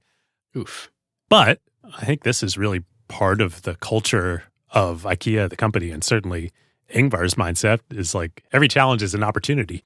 When they reopened the store a year later, it's got the full customer self-service checkout that you know of IKEA today, where like, yes, there are, coworkers there helping you check out, but like you're wheeling the stuff up, you're scanning the stuff, you're putting it through. It's got more capacity for more and larger flat-packed items in the warehouse. And this is really the beginning of the end of the mail order business here. I mean, it still exists, obviously, for a long time, but the share of the business that is mail order versus cash and carry in the stores goes way, way, way down. 2, they add a children's playroom at the front of the store with a ball pit for kids to be entertained while your parents shop, because Lord knows, how on earth are you going to do your IKEA shopping with your crazy little kiddos running around? Which is also a genius way to prolong time in store. I mean, you're just going to buy more stuff if your kids are looked after. I will say the small end at the Seattle store, the idea is a little bit better than the execution. It was a 2-hour wait once you get there to get your kid into the small land, and they only allowed 5 kids at a time. It was sort of this odd, like, I was all built up for, small land's going to be this amazing thing. I suspect this is something that, hey, a different era when we were growing up, like things were, it worked a little better and you can't get away with these days. Totally. Like one person watching 40 kids or something. Yeah. Drop your kid off, go knock yourself out, come back with 10 fingers, 10 toes. Yeah. Can't do that today. Yep. And then finally, number 3, in the newly redesigned Stockholm store. Yes, they had opened a restaurant at Almhult at the showroom a couple years ahead of time. But this was the real like cafeteria. The real cafeteria like we know and love it today with the traditional Småland style menu. Yes. And so this is basically it. There is a lot that happens after this, but the core concept of the store and why the business model works and all that is pretty baked here by the mid-60s. Yep. And certainly by 1971 and this sort of V2 of the Stockholm store. Yep. So across the 60s, they opened more Denmark and Norway stores. In the 70s, they opened in Japan, Australia, Austria, Canada, Germany, Hong Kong, and Singapore. In 75, they enter Japan for the first time. They try real hard for 12 years to make it work, but it fails, and they withdraw in 1986. A few of the reasons are the furniture's too big. They just didn't understand the needs of that market well. Self-assembly was kind of an anathema to Japanese culture, and the delivery industry hadn't really been built out in the way that they need it to be. There's like a necessary precondition to IKEA entering a market, which is there's robust delivery services to make it work if you're going to rely on the catalog model. Otherwise, people have to be able to drive to the stores and use the store concept where you grab it off the warehouse, put it in your big car, drive home. In these dense urban areas in Japan, that's not really possible. And so they pull out after 12 years. They did eventually go back in 2006 and make a bunch of changes to make it work today. But I think Japan was kind of this, after they saw success in all these other markets, it was a little bit of humble pie for them not seeing it work there. And I think it spooked them a little bit for further global expansion. Yep. It is amazing in the 70s, really until they go to Japan. I'm laughing using the word, we'll come back to another reason why I shouldn't be laughing using the word. It's almost like they did blitzscaling, across Europe and even beyond Europe in the 70s. I mean, they went all throughout continental Europe. They expanded to Canada, Australia, Singapore. I mean, Ingvar totally got conviction that the newly redesigned store in Stockholm was it, and we were going to copy paste it and bring it everywhere. And they're rapidly scaling with profit dollars. Right. They're not raising money to do this. Yeah. As we've talked about, they have very thin profit margins. And so what it means is they're just doing tons and tons and tons of volume to enable them to do their future growth with their current profit dollars. Yep. It's hard to get consistent, revenue data on the company because it was a private company, still is a private company. But by the 1980s, they're doing $2 billion a year in revenue. So call it 15, 20 years to scale from 20 million to 2 billion. It's incredible. Yeah, it's interesting. It's a company that is rapidly scaling at the same time that in their DNA, they're unbelievably thrifty. You kind of wouldn't expect both of these things to be true of the same company. Totally. This is the same guy, like just to quote the testament of a furniture dealer, this is like one of my favorite paragraphs. Ingvar writes, "It is not all that difficult to reach set targets if you do not have to count the cost. Any designer can design a desk that will cost 5,000 kroner. But only the most skilled can design a good functional desk that will cost 100 kroner. Expensive solutions to any kind of problem are usually the work of mediocrity. We have no respect for the solution until we know what it costs. An IKEA product without a price tag is always wrong. It is just as wrong when a government does not tell the taxpayers what a free school lunch costs per portion. Before choosing a solution, set it in relation to the cost. Only then can you fully determine its worth." It's amazing that this level of thriftiness and paying attention to the details is also the same company that is in a decade expanding all over the globe. Yep. And it's totally what enables it to happen because it's almost like Warren Buffett, in the Berkshire Hathaway episodes where as a young man, he's like, I cannot spend any money because any money that leaves my bank account will not compound. It's the same thing here with IKEA. They view all of the profits that they are making as like compounded value of future investment here. That's an interesting way to think about it. So in the 70s, during this, decade of blitzscaling, if you will, for IKEA, Ingvar is in his early 50s. And for a couple reasons, as the company is doing this massive scaling outside of Sweden, he starts to become really concerned about succession and what will happen to IKEA when he inevitably dies. Although he would live for another 40 years after this. He lives to be 91. Sweden, at the time, had high and rising wealth and inheritance taxes. So inheritance taxes for large estates, of which the Kampraden estate and IKEA as an asset would definitely be one, was over 60%. And on top of that, there was an annual wealth tax in Sweden at the time, which was 2.5% of your calculated wealth annually. And your calculated wealth included all of the working capital in any companies you owned. Whoa, really? Like it's the illiquid ownership of the company plus the working capital in it? Yes, especially sitting there in the early 70s, knowing you're about to embark on this journey from, call it a couple 100 million kroner revenue business to a multi-billion dollar revenue business. Oh, his net worth would eventually rise to something around $60 billion. Yeah. There wasn't even just going to be like enough capital to pay that 2.5% annual tax. Side note, by the way, in the mid-2000s, Sweden ended up abolishing completely both the wealth tax and the inheritance tax. So actually at the end of his life, Ingvar moves back to Småland, moves back to Sweden. Oh, wow. I didn't realize that was part of it.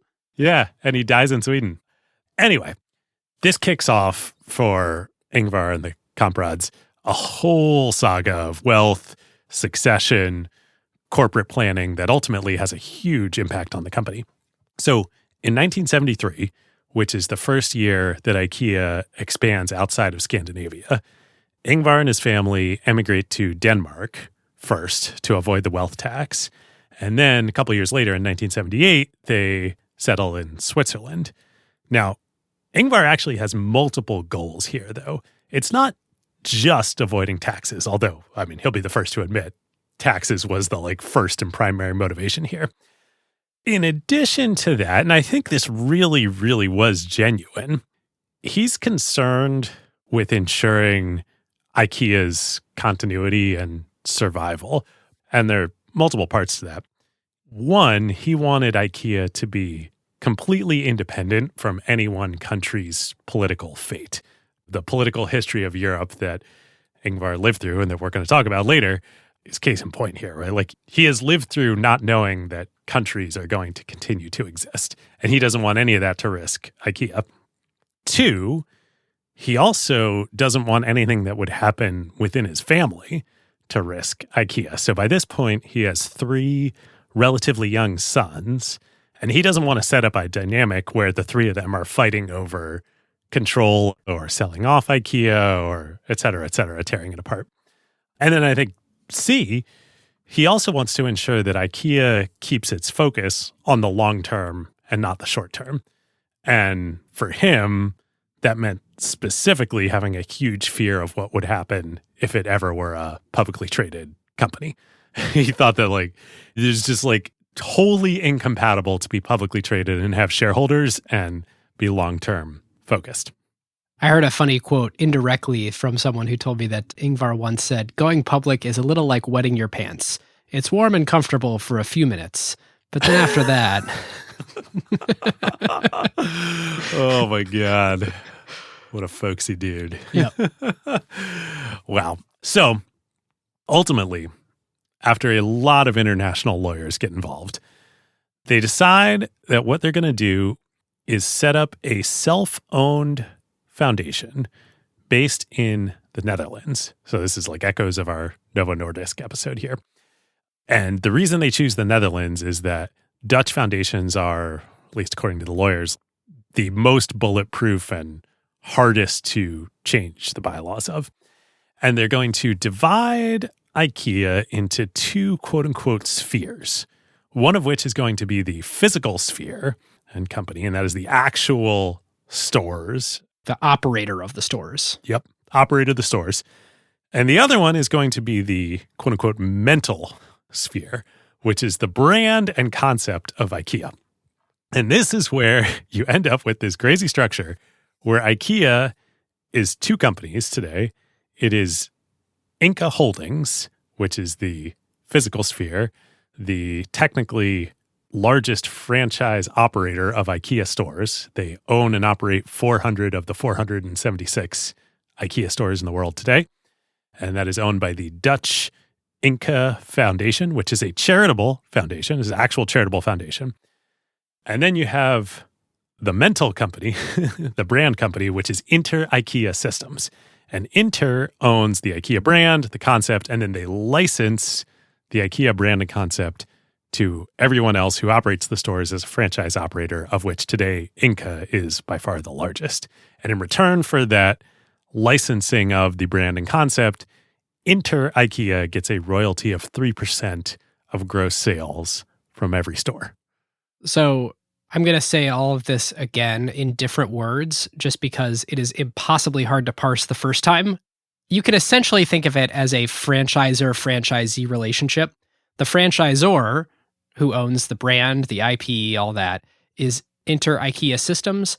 They work with a company called Inca, who has the privilege of operating the stores and getting access to the intellectual property in exchange for a 3% royalty on their revenue. So every year, Inter IKEA Systems, and this changes a little bit over time, but Inter IKEA Systems, the parent company, designs furniture and works with manufacturers to have it made and upkeeps the brand and all the corporate stuff. Designs the catalog, et cetera, et cetera. Sells that furniture to Inca or any of the other franchisees. And the reason there's other franchisees is because you want specialized franchisees in different markets where you don't understand the local culture. So that's kind of why there's Inca for a lot of the like Western Europe and English speaking world. And then there's specific franchisees that are not Inca for other parts. But just simplify it for now because Inca is like 90% of the stores.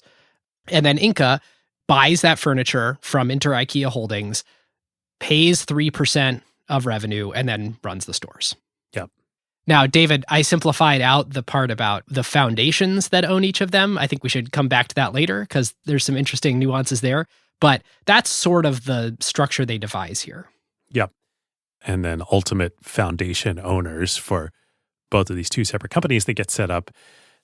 The Kamprad family, at least after Ingvar dies, the Kamprad family will be involved, but does not have ultimate control or voting power over either of these companies.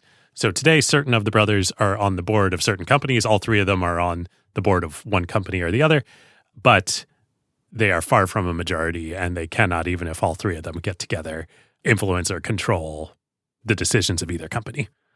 And that was super important to Ingvar. Yep. It's pretty interesting.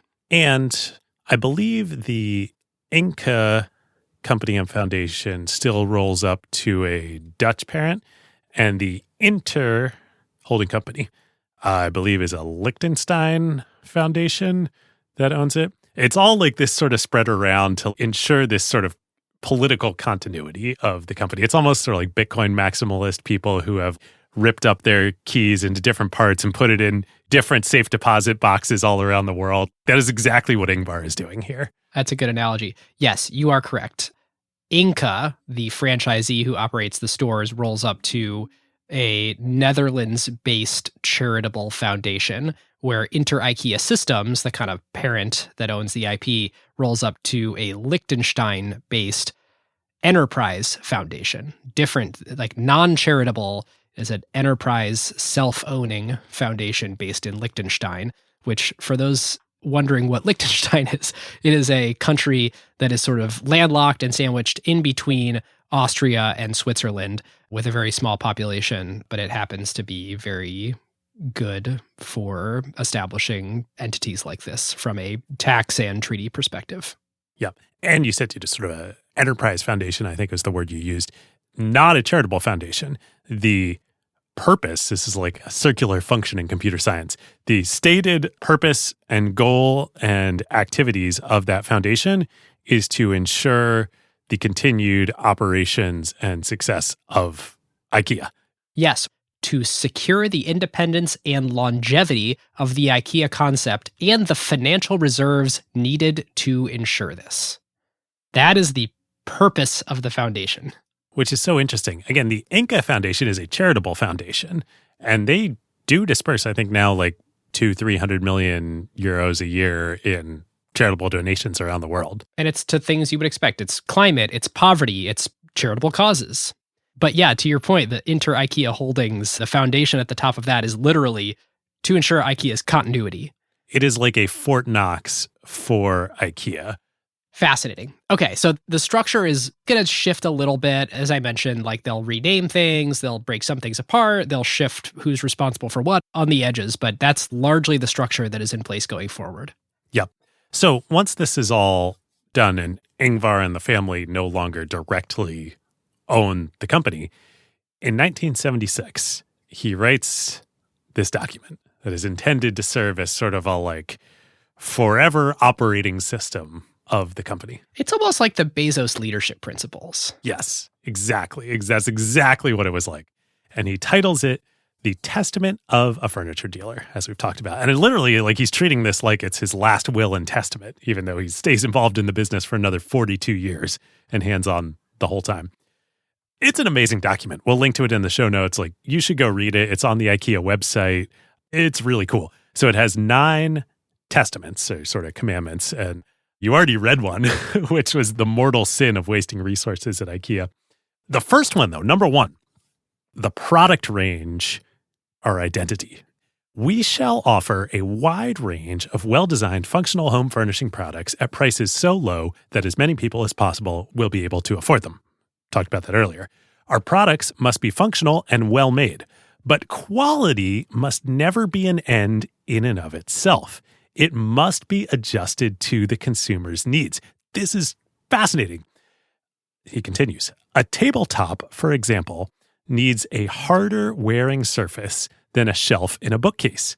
In the first example, a more expensive finish offers the consumer long-lasting utility, whereas in the latter, it just hurts the customer by adding to the price. Quality must always be adapted to the consumer's interests in the long term. No effort must be spared to ensure our prices are perceived to be low.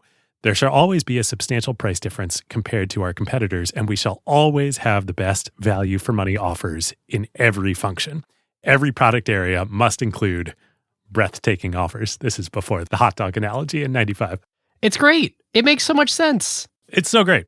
The analog to software companies is engineering for engineering's sake. There's many examples of sort of architecting the perfect system that's like wildly overkill.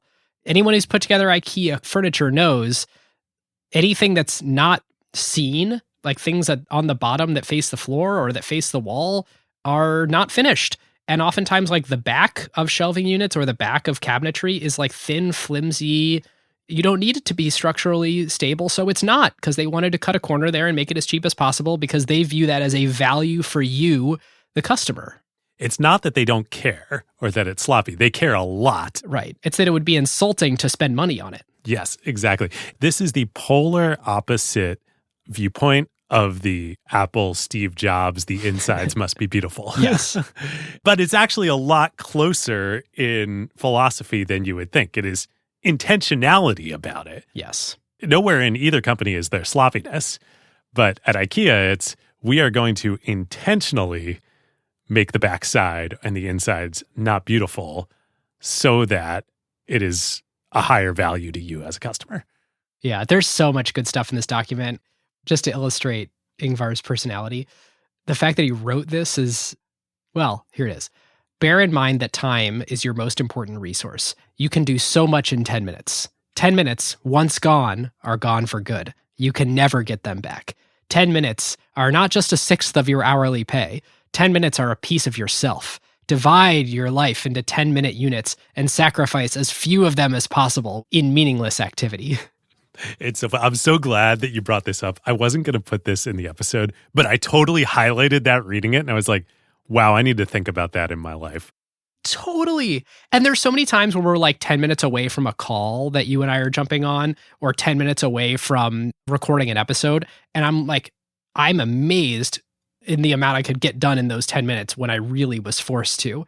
And it's such a good point. Like if you actually force yourself, hey, just go focus and get 10 minutes of work done, you can be astonishingly productive in 10 minutes. Totally. I hadn't thought about this, but maybe IKEA and Apple are more spiritually aligned than I even realized. IKEA and Apple are very similar in a way that I will get to later. Ooh, okay, I love it. Okay, and then another similarity analogy. The Last Testament, number 9, is just so early Jeff Bezos shareholder letter-like that we can't not read it. The title of the testament is Most Things Still Remain to Be Done. A glorious future! ! So he writes, the feeling of having finished something is an effective sleeping pill. A person who retires feeling that he has done his bit will quickly wither away. A company which feels that it has reached its goal will quickly stagnate and lose its vitality. Happiness is not reaching your goal. Happiness is being on the way. It is our wonderful fate to be just at the beginning, in all areas. We will move ahead only by constantly asking ourselves how what we are doing today can be done better tomorrow. The positive joy of discovery must be our inspiration in the future, too. Oh, I share this affliction. 100%, me too. I feel for Ingvar that this is his view on life, because anytime anything awesome happens, I'm immediately on to the next thing and unwilling to acknowledge. It doesn't give me happiness that something great happened. What gives me happiness is working toward the next great thing. If we ever just decided, all right, we made all the good episodes, we're done, I'd be miserable. I was going to laugh. I mean, this is the story of acquired too, Yeah. I think, it's so funny. But more on the personal life advice from this too, Ingvar, I think, is living proof of this. I mean, the man lives to be 91. He clearly didn't think he was going to live to be anywhere near that age. And the stories we heard of him visiting stores, being super engaged in board meetings, making decisions, making product decisions up until the last weeks of his life at 91 years old I think he is totally right. He writes, a person who retires feeling that he has done his bit will quickly wither away. That is no more perfect example of that exists than Ingvar himself. Yeah, happiness for him was making things a little bit better. If he has nothing to make better, what's his reason for being? Yep, totally.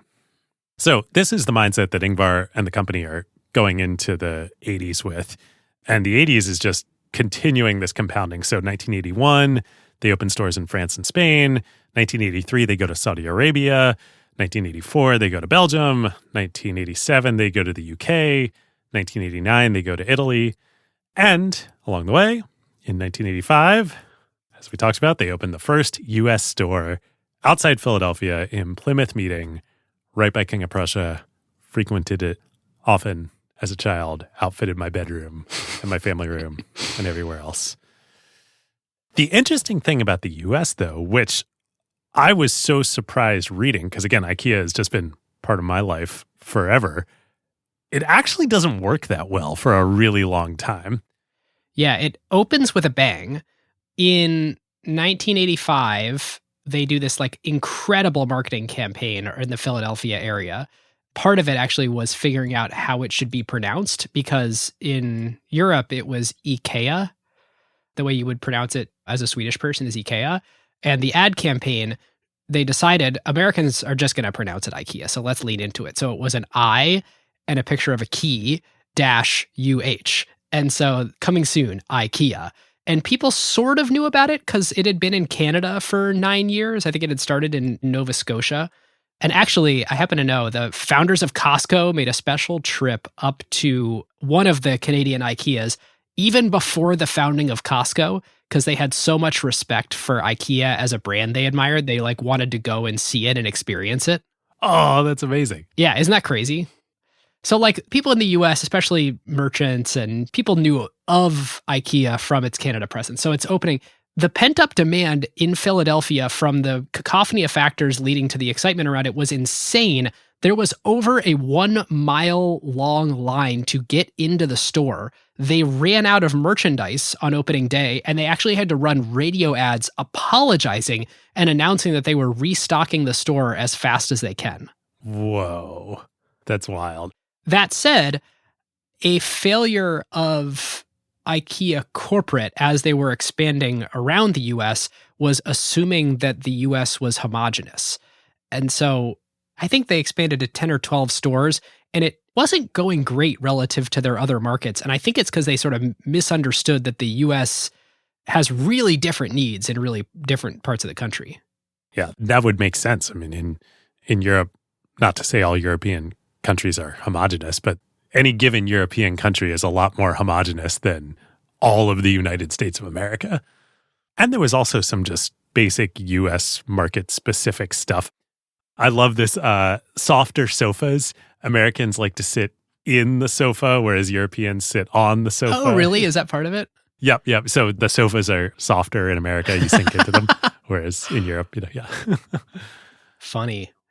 Yeah, around this time, I think when they were observing the US stores were not in great shape, they were open to the idea of individuals franchising IKEA stores. Now that they had this structure in place, they thought maybe this is an interesting thing for former longtime IKEA employees to do, to sort of open up a store. So they did an experiment starting in Seattle.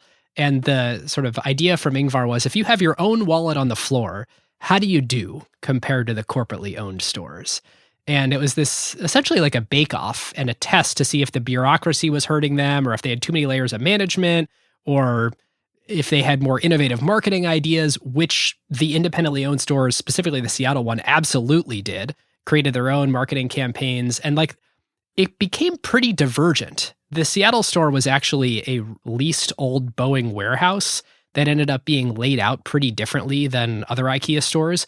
And so you kind of get what you ask for. If you want different ideas, the concept is going to end up being pretty different.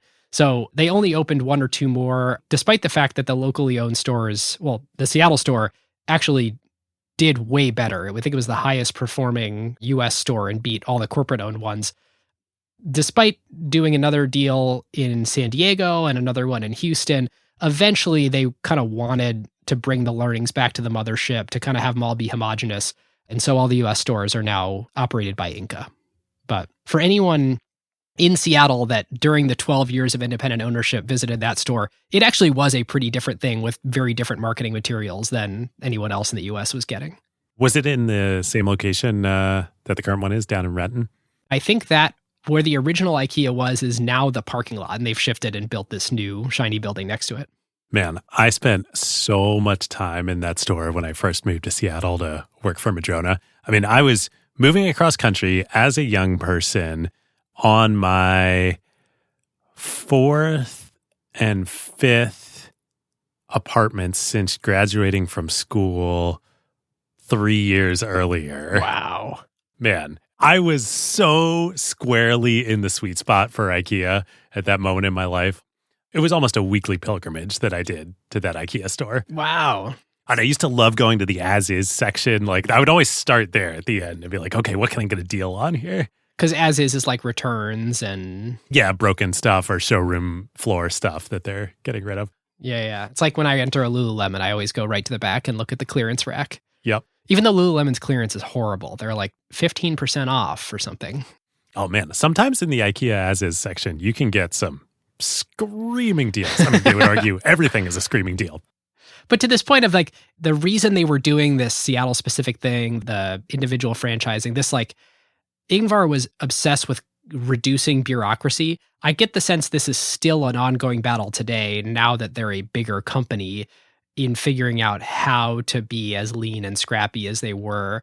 You know, when you have more committees and more lawyers and more traditional corporate leaders from other companies and all that coming in, this sort of thing is a helpful antibody against that. All right, listeners, now is a great time to thank our longtime friend of the show, ServiceNow. If you are running a large enterprise, AI agents are likely spread across every team, and deploying them is no longer the hard part. Yeah. The hard part is knowing what permissions they have, what employees are using them for, or what decisions AI is making. AI security for an enterprise at scale is not a small concern. Like, the risks are real. Exactly. And the challenge with AI is governing it, securing it, measuring it, and making sure that it actually delivers value. That is why ServiceNow built the AI Control Tower. Yep. AI Control Tower gives enterprises a single place to see, manage, govern, and optimize AI across the entire business. And it works with any AI, not just theirs. Every device on your network, every permission across every system, every AI agent visible and secure in one place. And ServiceNow can do this because they've spent more than 20 years building the operational backbone of the enterprise, the workflows, governance, approvals, security controls, and institutional knowledge that power how work actually gets done across IT, HR, customer service, finance, and security. ServiceNow already runs more than 100 billion workflows annually and trillions of transactions for more than 85% of the Fortune 500. So when companies need a place to govern AI at enterprise scale, they're building on a platform at the center of how their business already operates. And in a future that isn't going to be one AI, it's going to be thousands of AI agents working across every function of the company. But the question is, who's managing them all? So if you're trying to turn AI ambition into real business outcomes and make it work safely, securely, at scale, go check out servicenow.com/acquired and tell them that Ben and David sent you. There's one other thing that happens in 1985 in IKEA land. Meatballs, baby. It's like the final piece of the puzzle. They add meatballs to the menu. Now, this is what's funny. You would think this would be like the capping of his career, the end of the story. You know, it's 1985. They add meatballs. The concept is perfected. In 1986, Ingvar is 60 years old. He steps down as president of the IKEA store operation of Inca. It's the reverse Morris Chang. Isn't that the year he started TSMC? He was 59, something like that. That's right. Yes, he steps down as president in 1986.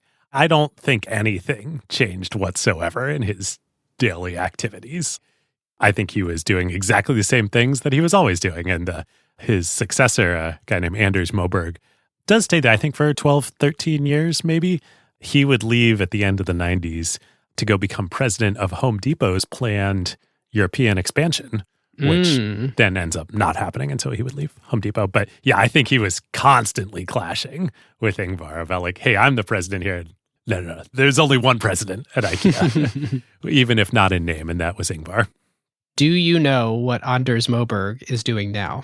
Ooh, I do not. Anders is on the board of directors for the IKEA Foundation. Oh, interesting. Yep. Well, there couldn't have been that many hard feelings then. Right. Yeah, which is the foundation on the Inca side of the tree, the franchisee side. Amazing. With two of the sons, two Comprod brothers. Yep. And I think the third son is on the Inter board. Yes. Yep, exactly. So that takes us into the 90s. Basically, the compounding story continues unabated. In 1994, they enter Taiwan. In the spring of 1998, they enter China. They expect that China will become obviously a huge, huge market for them, which it does. By the end of the 90s, Ikea is a $10 billion annual revenue business. So rocking and rolling. Seriously. There is another thing that happens in the 90s that we have to talk about on this episode and happened way earlier in Ingvar's life, but this is the moment where it really intersects the IKEA story. The news comes out that in his youth, Ingvar was a part of a Nazi and fascist movement in Sweden, which in some ways is not surprising. I mean, his grandparents had immigrated from Germany, had very strong feelings, had lived this horrible life. And Ingvar very much looked up to his grandma and sort of looked to her for political, moral, social guidance. And so, unfortunately, Ingvar was a part of this Swedish fascist movement. It was like sort of provable that he was attending meetings, helping to organize, raised funds, recruited members. He stayed close to this Swedish leader even after the war. In as late as 1950, wrote a letter that he was proud of his involvement. The net of all this is, in 1994, when this came out, he immediately came out and said that his fascist activities were a part of my life, which I bitterly regret, and the most stupid mistake of my life. He was direct about it. In fact, the first employee of IKEA was a Jewish refugee who had fled Austria in 1943. So there's a lot of complex stuff going around here. But the thing that is definitely admitted to, proven, is that he was a recruiter, organizer for the Swedish fascist movement during the Nazi regime.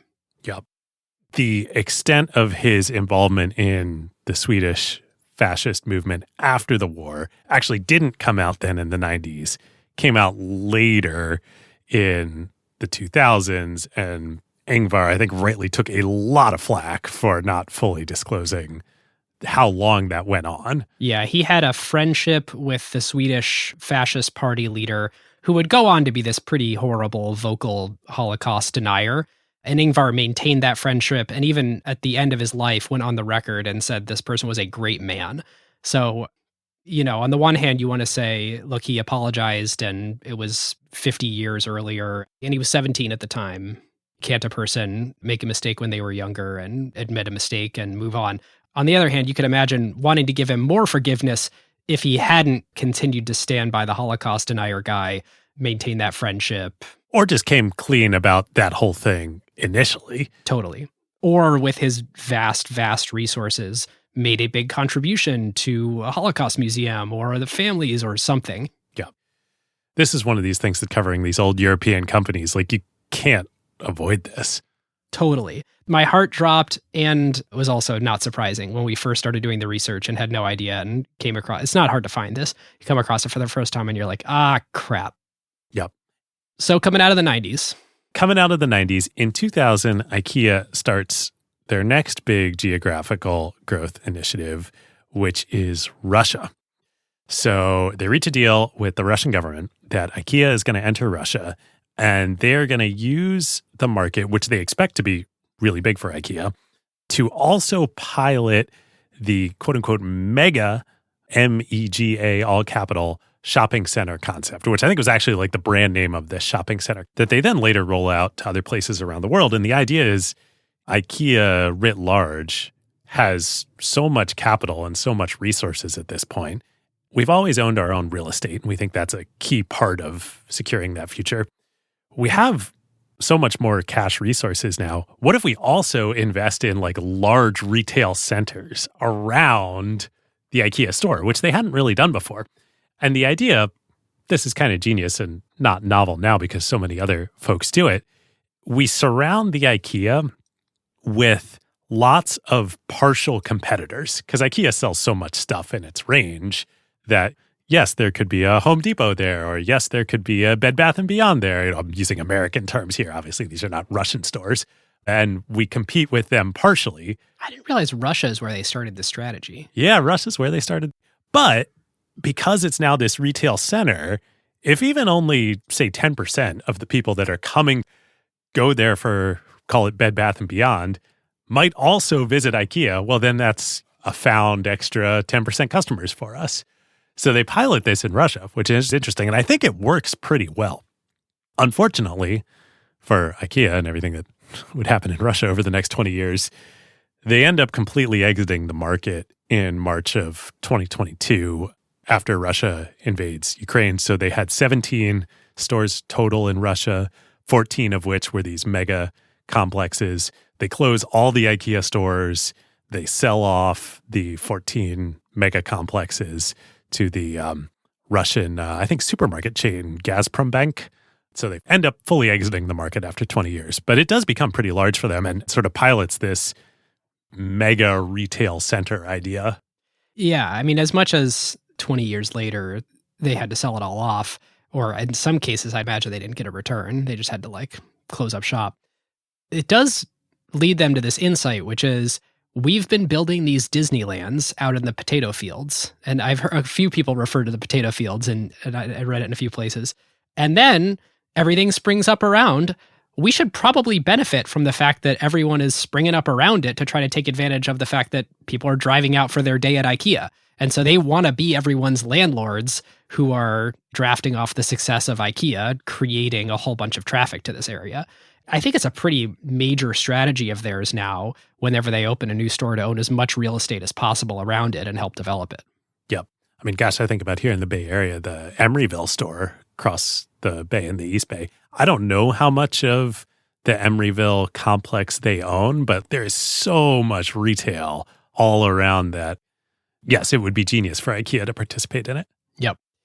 So another thing that happens around this era, it's sort of the mid to late 90s, is they really codify these principles of what they call democratic design. They had always believed in optimizing form and function. They wanted things to have beauty, but also incredible purpose. But they added 3 more pillars. So they now have these 5 pillars.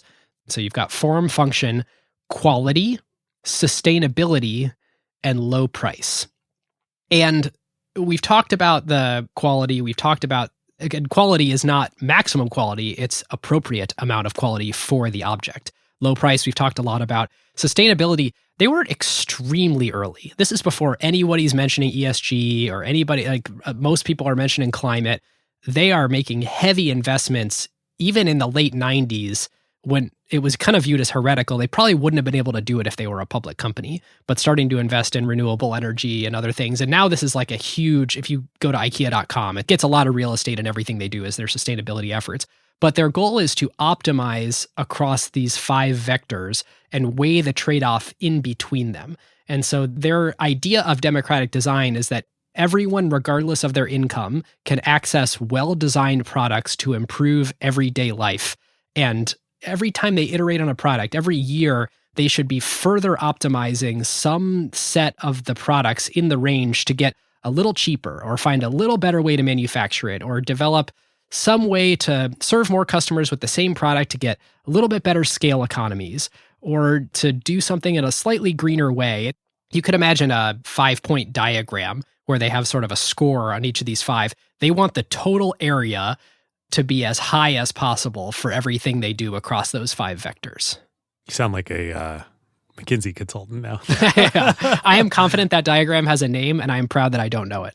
Yes, me too. I've seen them before, and I don't know what it's called, and I don't want to know. But yeah, that is democratic design. Jumping forward to 2007, they hit $20 billion in revenue in 2007, up from, call it 10 in 99, 2000. So growth is really still going here. And then they hit a rough patch. Part of that, obviously, is the financial crisis in 2008 and onwards. But it's also e-commerce. So yeah. IKEA makes the considered and deliberate decision here in the mid-2000s as e-commerce is taking off not to participate, or at least to participate only as minimally as is required. Which you can understand. It is against every other element of their DNA. Totally. And I'm sure still to this day, very much less profitable for IKEA than in-store visits. I bet e-commerce is not a profitable business for them. I suspect that is right. If you just think about all the ways in which they whittle price down. Every single place they could make a deal with a customer and say, hey, how about you do a little bit of work and we don't? We'll give you a better price. And the customer says, okay. It's picking it out yourself in the warehouse. It's assembling it yourself at home. It's driving it to your house. It's, oh, I don't need the back to look good. It's every single way in which the customer makes the deal with IKEA to, lower the price a little bit. E-commerce blows it all up. The overhead, the cost structure required for e-commerce, shipping things to your house, having the delivery network, figuring out a whole new supply chain. Like, should it come from the store every time? Should it not come from the store every time? Should we box them differently? Should we use third-party logistics? Should we use our own, et cetera, et cetera? It goes in the opposite direction as everything they've been trying to optimize for the last 50 years. Totally. And even more than that, we alluded to this much earlier in the episode, it also breaks the beautiful sort of closed-loop ecosystem of controlling both the demand and the supply chains. In an internet e-commerce post-catalog world, IKEA no longer controls the demand chain in the way that they did before. Right. So for the next 4 years, between 2007 and 2010, revenue is basically flat.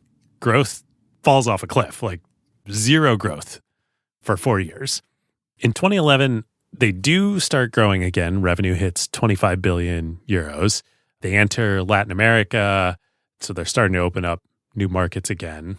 Yeah, but 2014, they decide to shift strategy, but not to start doing e-commerce. The strategy shift is to start opening small stores in cities, starting in Hamburg, Germany. They have now embraced this and launched in dozens of cities. Yep, including San Francisco. Yeah, it's this smaller set of products. So it's pretty interesting observing this trend toward urbanization and trend toward buying online. As of 2014, they still don't really have e-commerce. Yep. And on the one hand, maybe that's the right strategy. Maybe they never should have done e-commerce. I don't really know. Because they're not a public company and because they don't break out segments, we don't really get to know if e-commerce is a profitable business for them. What we do know is that over time, their revenue keeps growing. At least if you look at Inca, the operator of these stores, their operating profit does not. In fact, over the last several years, it's been declining. So as a percentage of their revenue, the operating profit of these stores is going down. And David, I think where you're sort of going with this is they really start going down once IKEA does meaningfully start investing in e-commerce. Starting in 2018 is when they really put their foot on the gas. And today, 2024, e-commerce is 26% of revenue. Right. So it is what their customers want. So you can't bury your head and say, look, forever, we're not going to do e-commerce because it doesn't really fit with our model. If it's what your customers want, and the fact that 26% of people are doing it today, clearly you do have to go do that. But I'm not sure yet that they have a profitable way to do that with their model. Simply just inferring from the financial statements, they don't, because revenue is growing, e-commerce share is growing, and operating income is flat to declining. Yeah. My only skepticism on it is before truly issuing judgment there is maybe there's something we're missing since we don't have full financials and we're just looking at Inca, which is the franchisee that operates the stores. Maybe there's, I don't know. But yeah, you and I ran the numbers. I'll pull up the spreadsheet real quick. Starting in 2017, revenue continues to grow on the order of 5-ish% per year, but their operating margin drops from 8%, 6%, 5%, and kind of hovers in this 3 to 5% range the last few years. Yep. So something is happening that is making them less profitable. Yep. And seems like a fair assumption. It's e-commerce. Yep. 2018, two big things happen. One, they enter India. Two, Ingvar passes away in January 2018 at age 91. And, like we said, he's working right up to the end. One sort of poignant story we heard in the research is, after one of the last board meetings that he was part of, he sort of took the rest of the board members and management aside and said, I'm so jealous of you. He knows he's coming to the end of his life, that you get to keep working in IKEA and running this business, and I don't. It's like, this was his life. Yep, absolutely. So 2021, they finally discontinue the catalog. It's a sad, sad time. At peak, 220 million copies were printed across 69 different versions, 32 languages, and 50 markets. I mean, they really used to have their own proprietary relationship with customers. And in this new era on the internet, anytime that I have a thought, I need to go buy something, I Google it. I look at a bunch of retailers. I am not specifically IKEA's customer in the way that in 1970 you would have been an IKEA catalog subscriber. And they don't really have a way to engage people as strongly as they once did. I mean, email marketing is just not the same as what the IKEA catalog was. No, not the same kind of catalog. Now, on the one hand, they're competing on equal footing. On the other hand, I've spent thousands of dollars at IKEA over the last few years since moving to a new house, having a baby. Yesterday morning, I bought $700 worth of IKEA merchandise, in part to prepare for this episode, but in part, I needed stuff. Right? I mean, hell, I've got the IKEA high chair that I've used across 2 kids now. Yep. Oh, yeah, my son's crib is IKEA. Oh, and by the way, that $700 was spent on e-commerce. Oh, you didn't spend that on your trip to the store? No, I had 2 big IKEA transactions in the last week. I mean, I wouldn't have gone to the store if I wasn't preparing for this episode, but the stuff that I bought online, that was stuff I needed, and I probably wasn't going to go to the store to buy it. Man, so you willfully and intentionally cost IKEA margins. Literally took money out of their foundation's profits. I could have taken more time and gone to the store, but this episode would have been worse. I wouldn't have had as much time to research. Oh, there we go. This is like the version of, when you Google for products you want, click on the organic results, don't click on the ad result, even though it's the top of the page to save your, favorite company's money.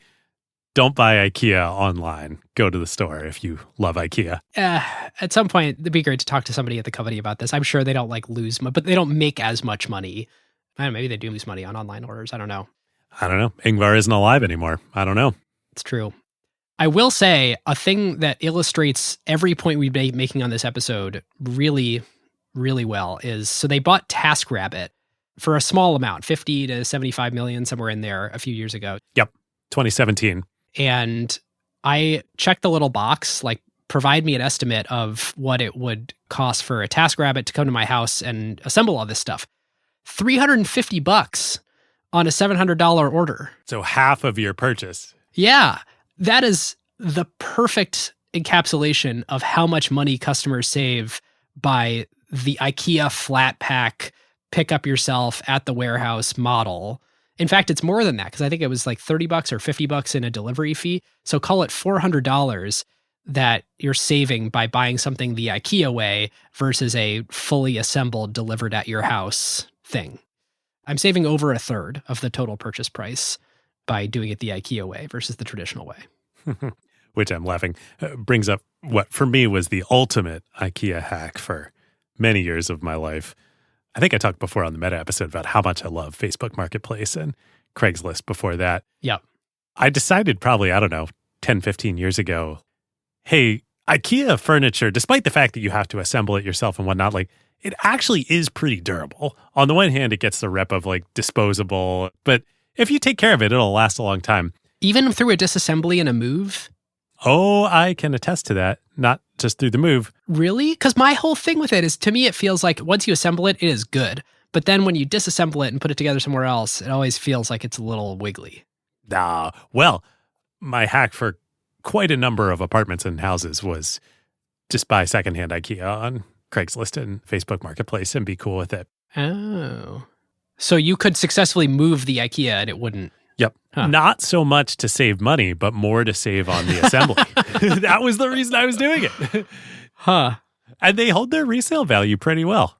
Well, first of all, they can't really go down in value. So they're fully depreciated when you buy them for a $10 lac table. Right. I was not buying lac tables on Craigslist. But there are some things that are super durable and some things that aren't. Like a lot of the press board stuff, once you pull it apart, I wouldn't expect to be able to put it back together. But they do now sell $1,000 dining tables made out of solid oak. First of all, I didn't realize you could get just the materials to make that for $1,000. That's like a $4,000 or $5,000 table at other retailers. But something like that, I expect to survive moves very well. I think it's unfair to say everything from this retailer is throwaway or everything from this retailer is infinitely durable. Neither are true. Yeah. What I really used to do my hack with was the Hemnes line, Hemnes bookcases. We have had so many Hemnes bookcases in our homes over the years. Jenny did a PhD, so she has lots of books. Lord knows I have tons of books now as my vocation, our vocation. And Hemnes bookcases, they'll last if you take care of them and you can disassemble, reassemble. Fascinating.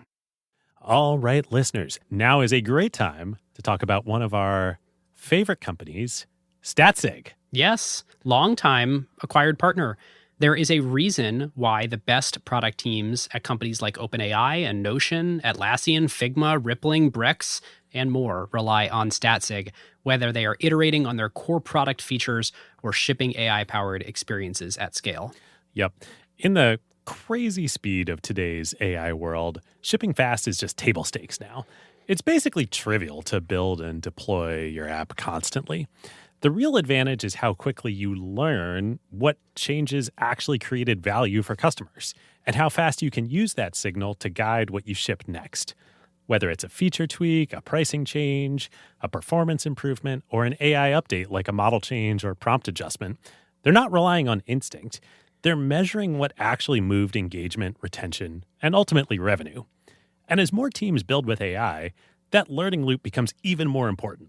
Building with LLMs introduces non-determinism into your product experience.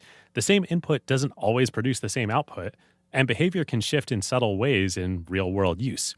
So doing offline evals will give you part of the picture, but you can really only understand the impact once your product is live with real users, and then you can measure how their behavior actually changes. It's very different than the way that you would ship features in a pre-AI world where you knew exactly what the software was going to do in production. Yeah, exactly. So this is where Statsig comes in. It brings experimentation, feature flags, and product analytics into one unified system so teams can ship safely, test rigorously, and directly link what they changed to how users actually behaved. The result is a tighter feedback loop and learning that compounds over time, so you don't just ship more, you ship better. So if you want to make learning your competitive advantage, whether you're building new AI experiences or just evolving your existing core product, go to statsig.com/acquired to get started.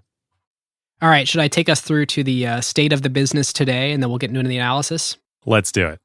All right, so we'll start with a quick refresher on structure. There's two branches of IKEA to think about.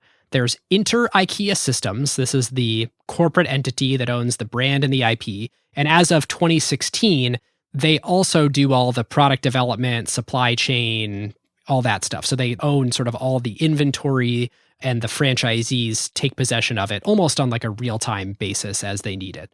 So Inter-IKEA does three things: franchise, the range, which is the products, and supply, which is supply chain. And the way that I would sort of think about this is there are like two things in one. One, they're a company that designs and makes products to sell to franchisees. And two, they're a licensor that takes a 3% rake effectively on all sales, which it's pretty fair. Totally. 3% of your revenue for the IKEA brand and concept? That seems very fair. But also, like, if you're selling razor thin margins, it's actually a huge percentage of your profit pool. It's kind of like payment processing. You're like, oh, what's 3%?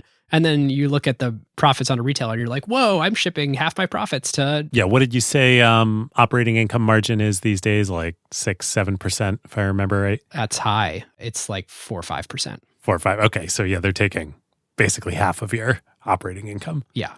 On the other hand, like, are these really different companies? Like, No. there's not really No. a deal between the two. That's, yeah. And there's actually a specific tax reason, right? Why it's a royalty on sales. From what I could tell, I'm not a tax expert. I think royalties are tax deductible. So by shipping money around between two entities instead of having it just be one simple C Corp that runs the whole company, they are actually able to deduct those royalties off their taxes.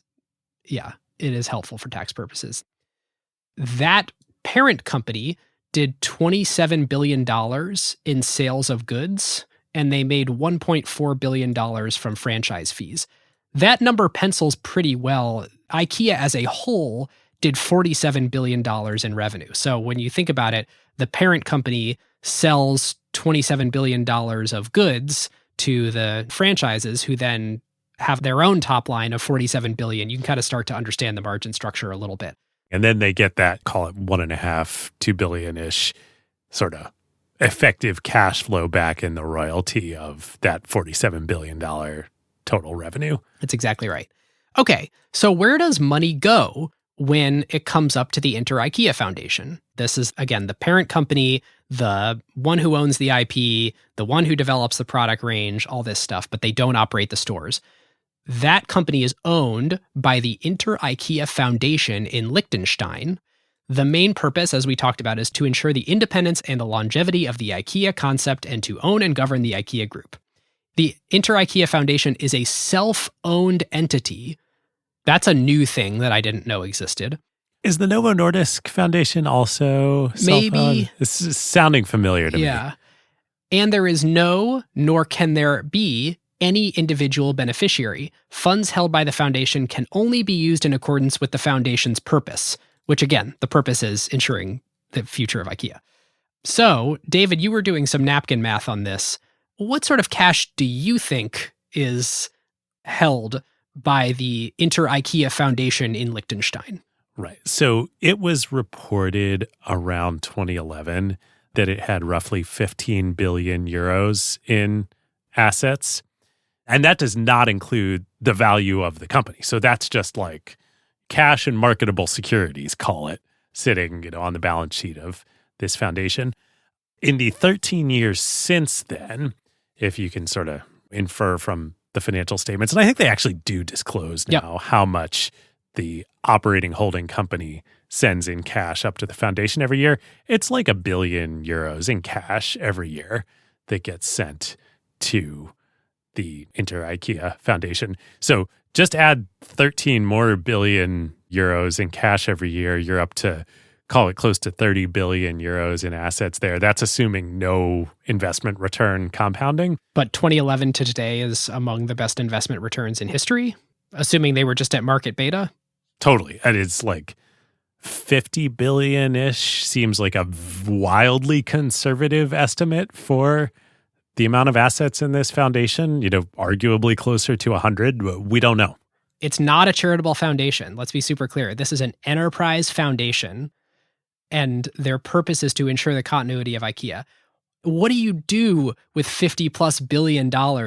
Well, you start investing in retail centers. Right. This is not including the ownership of Inter-IKEA itself, the company. This is in addition to the value of your ownership of that enterprise. This is like, remember we were joking at the Arena show that the Forbes net worth estimations of Taylor Swift are laughable because they're just looking at like, what is her bank account, and they're not enterprise valuing Taylor Swift. This is like the bank account of the foundation, not valuing Inter-IKEA, the company, at anything. It's fascinating. Yes. One of the largest entities in the world by assets. And then if you include the value of IKEA, I mean, my God, what do you value IKEA at as a company? Yeah. It's funny. I had done some napkin math on if I were to buy all of IKEA, including Inter and Inca, what would I value it at? Maybe now's a good time to share that. So the whole company does something like $45 billion a year. It's growing at about 5% per year. But operating income, at least for the moment, is not growing. Right. There's another company out there that grows at about 5% a year that has a net income margin that bops around the 3% range. That's also a retailer. And that company is Walmart. Ooh. Walmart is valued at about 1.1x sales. So you could value all of IKEA, again, this would be Inter plus Inca plus the other franchisees, at about $50-60 billion. That feels low to me, just given the durability and defensibility of IKEA, but you could also make an argument that it's fair. Yeah, but call it 50 to 100. I don't really care about slicing it Inter versus Inca. I think this is all silly, but it is interesting to think like there's a cash pile that the Inter-IKEA Foundation has to ensure the continuity of IKEA that is approximately equal in value to all of IKEA itself. Right. Yes, that cash pile is almost certainly between 50 and 100 billion euros, dollars, whatever you want to say. Similarly, the value of IKEA is Yes. somewhere between 50 to 100 billion euros, dollars. Yes. Totally fascinating. So then flipping over to the Inca side of the house, this is the largest franchisee with 90% of stores. That is the 400 different IKEA stores out of the, what did you say it was, 470 total 76, I think. that they operate. They also have what they call Inca centers, which is this shopping center concept we talked about. They have 44 of those experience-oriented shopping centers across Europe and China, and more are on the way. And they're also applying that concept to the small city stores here. So, like, interestingly, in San Francisco, the IKEA here in downtown San Francisco, IKEA bought the building. It's not just like they leased some space in downtown San Francisco. It was actually an empty building. It was empty for a long, long time on Market Street. They bought the whole thing. They put IKEA in, and now they're putting other tenants into this complex. So they're like, IKEA is participating in San Francisco downtown urban renewal, which is kind of wild. But like, I think it's all part of this, hey, we need to make some investments with all this cash. Yep. So they have this arm, Inca Investments, that basically allows them to invest in other companies that they think will in some way be additive to their core business. So it's like effectively super large scale corporate venture.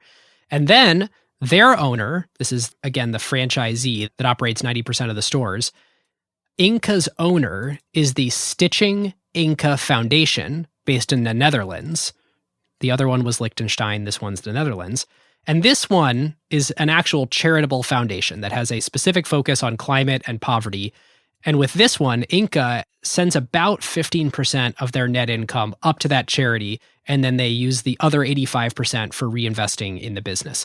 So call it 200 to 300 million euros a year that Inca actually ships up to their charitable foundation. And from what we can tell, it seems like the charitable foundation then does about 200 million euros of grant making every year. So hard to know exactly what the endowment size is of the Stitching Inca Foundation's net of the asset itself. Like any estimates that float around kind of include the enterprise value of Inca.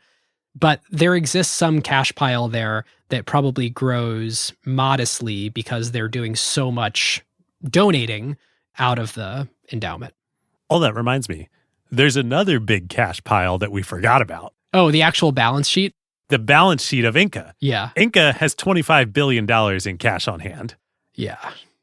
Cash is not the constraint here. No. And that cash, again, is at Inca, totally separate from that, call it 50 to 100 billion of cash and securities we can estimate that is over at Inter. Yeah. Anyway, one way to think about this company is basically as like the Berkshire Hathaway of Europe.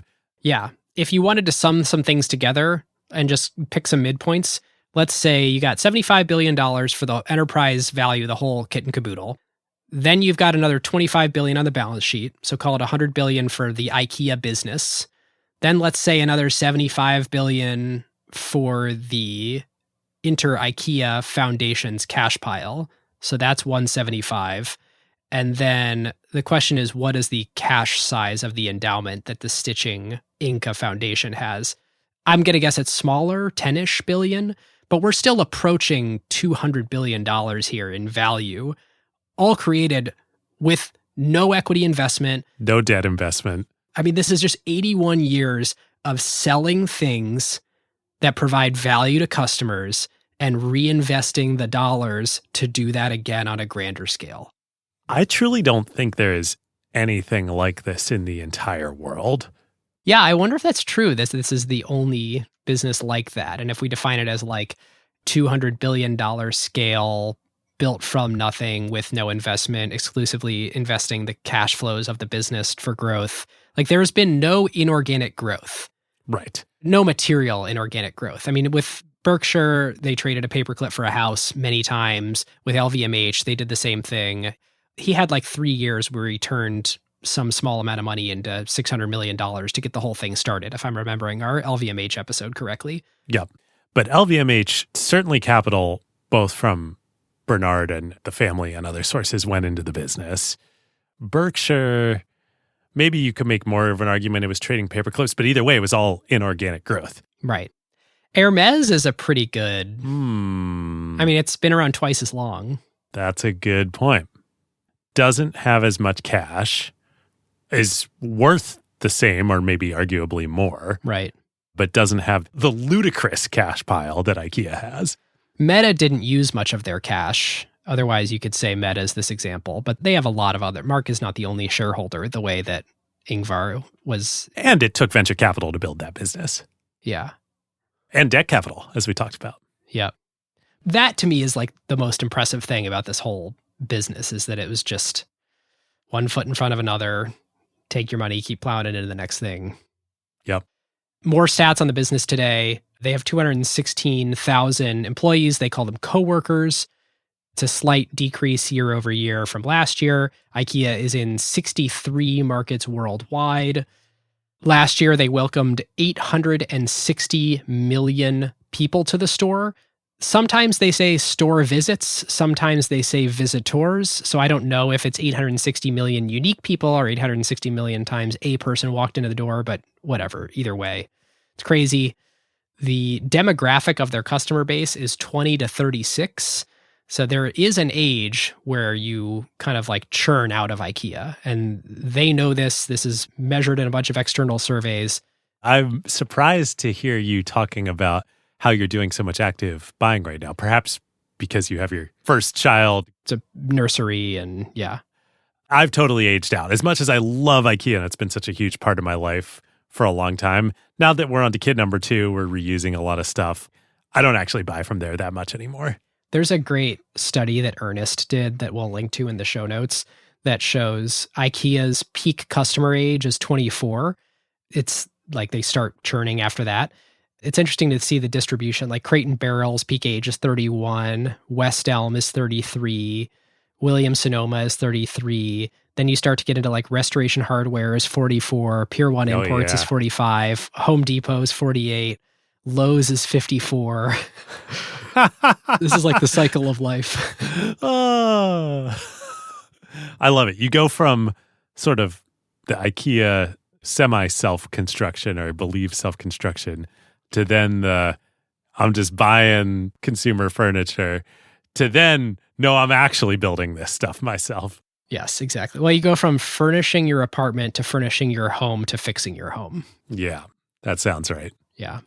So geography, Europe is still their core. 71% of sales even still come from Europe, even with the US as a huge and developed market. And Germany is still bigger than the US, I think. 71% is products in stores, 26% is e-commerce, 3% is services to customers. I assume that basically means TaskRabbit. I assume so, yep. The majority of the revenue is still products sold in stores. Growth is pretty slow, 5% or so, not so different than Walmart.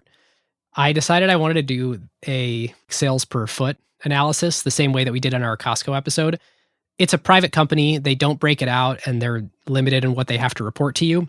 But if you assume all their revenue is spread over their 473 stores and you estimate it's about 300,000 square foot per store, that gives you 320 euros a foot, which is like, I don't know, $350 a foot or something like that. Yeah. Restoration Hardware is 900. Okay. Williams Sonoma is 1,300. But if you've ever been at a Williams Sonoma store, that makes sense. It's overpriced and it's very small. These are also small stores too. I mean, well, Restoration Hardware is huge complexes, but few of them. And they're these weird palaces. It's a crazy business. Have you been to the one in San Francisco? No. It's freaking wild. You would think it's like a tech company headquarters, but no, it's the Restoration Hardware building. Really? Yeah. They've been on quite the transformation, sort of going up market over the last couple decades. Lazy Boy is $157 a foot. None of this is on a spectrum of like bad to good, because IKEA is intentionally not trying to maximize their dollar per foot here. Right. There are trade-offs they're willing to make instead of maximizing that. Now let's compare it to the companies we mentioned on our Costco episode. Costco is $1,800 a foot. They are trying to maximize their dollars per foot.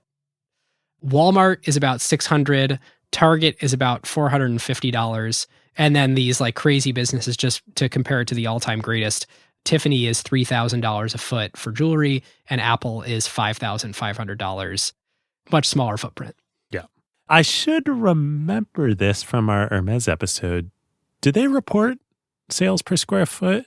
I don't remember. I don't think we talked about it. I don't think we talked about it either. It doesn't feel like a thing they would report. But I got to imagine, though, that it is as high, if not higher, than Apple. You think it's higher than Tiffany? Yeah. Yeah, you might be right. We've spent a lot of time in Hermes stores recently. We have. Can attest to some of the behavior that we have observed in there. You're raising their price per foot. No, I think I'm lowering their price per foot. It's interesting. I don't really know how to think about this 350 number. Like, they have a huge amount of square footage. They intentionally try to sell things as inexpensively as possible. The ultimate maximization function is, it's almost like, it's not margin dollars. I think it's like number of items sold profitably at all. They want to sell more things to more people. Yeah. I think it comes back to this concept of the many, which again, maybe is a little hokey, but like I actually think it is true. They've built a $100 billion business on the idea of the many. It's not hokey at all. Yeah, it is the many. That is the optimization. And so I think you're totally right. I don't think they're trying to optimize sales per square foot at all. I think it's just like the square feet are all in function of the many. Right. And they own all the real estate. So like it's not like they're paying rent. They choose the location strategically, and then they become a landlord to other people in these new mega shopping centers. Yeah. The optimization function is they want to provide as much value to as many people in the world as possible. Here's another reason why this metric doesn't make any sense at all for IKEA. With the exception of Costco, which is its own thing, none of those other businesses also have their warehouses in their stores. Right. Right. So then the last thing in the sort of snapshot of the business today is the market. Today, in 2024, with $47 billion in revenue, IKEA holds only a 5.7% market share. This is an astonishingly fragmented market. It was when Ingvar started the company, and it is today still. Right. Which is so wild. And they are by far the largest player. Yep. I mean, even if you look around, where else do people get furniture that gets the job done, looks good enough, and is a good value to them? Target, Amazon, Wayfair.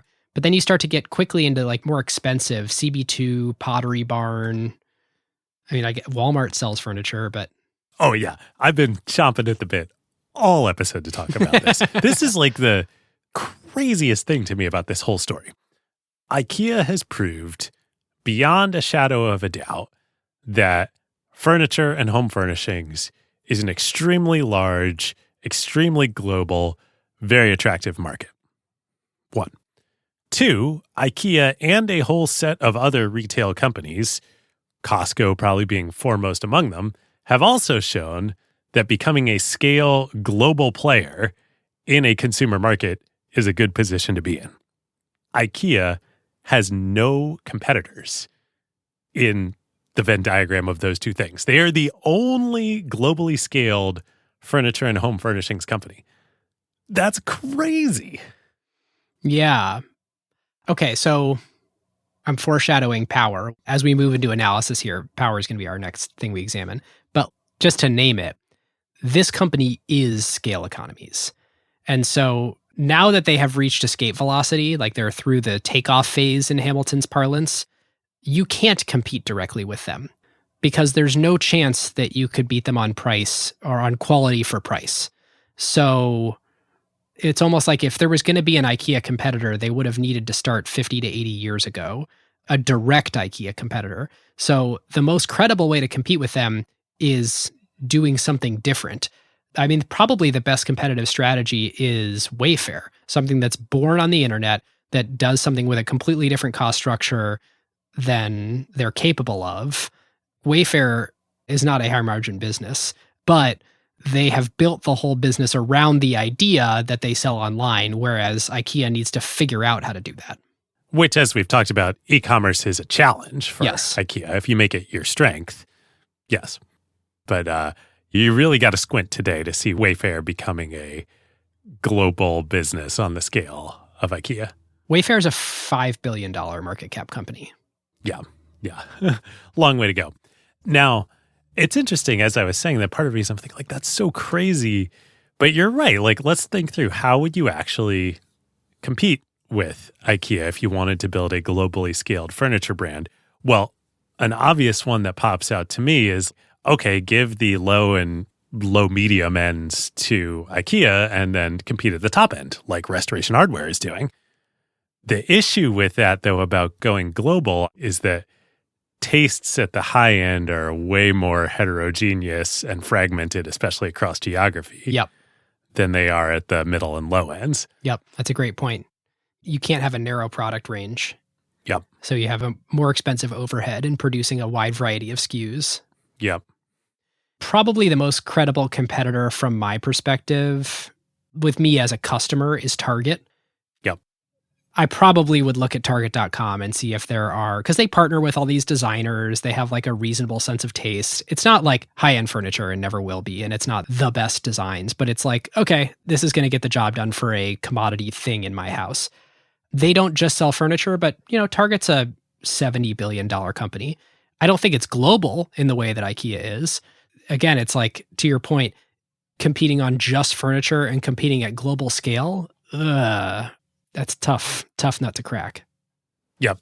I totally agree with you that within the US or in North America, Target feels like the closest competitor to IKEA. However, exactly that. Target is a North American company. It is not a global company. Yep. So we're pretty squarely in power here.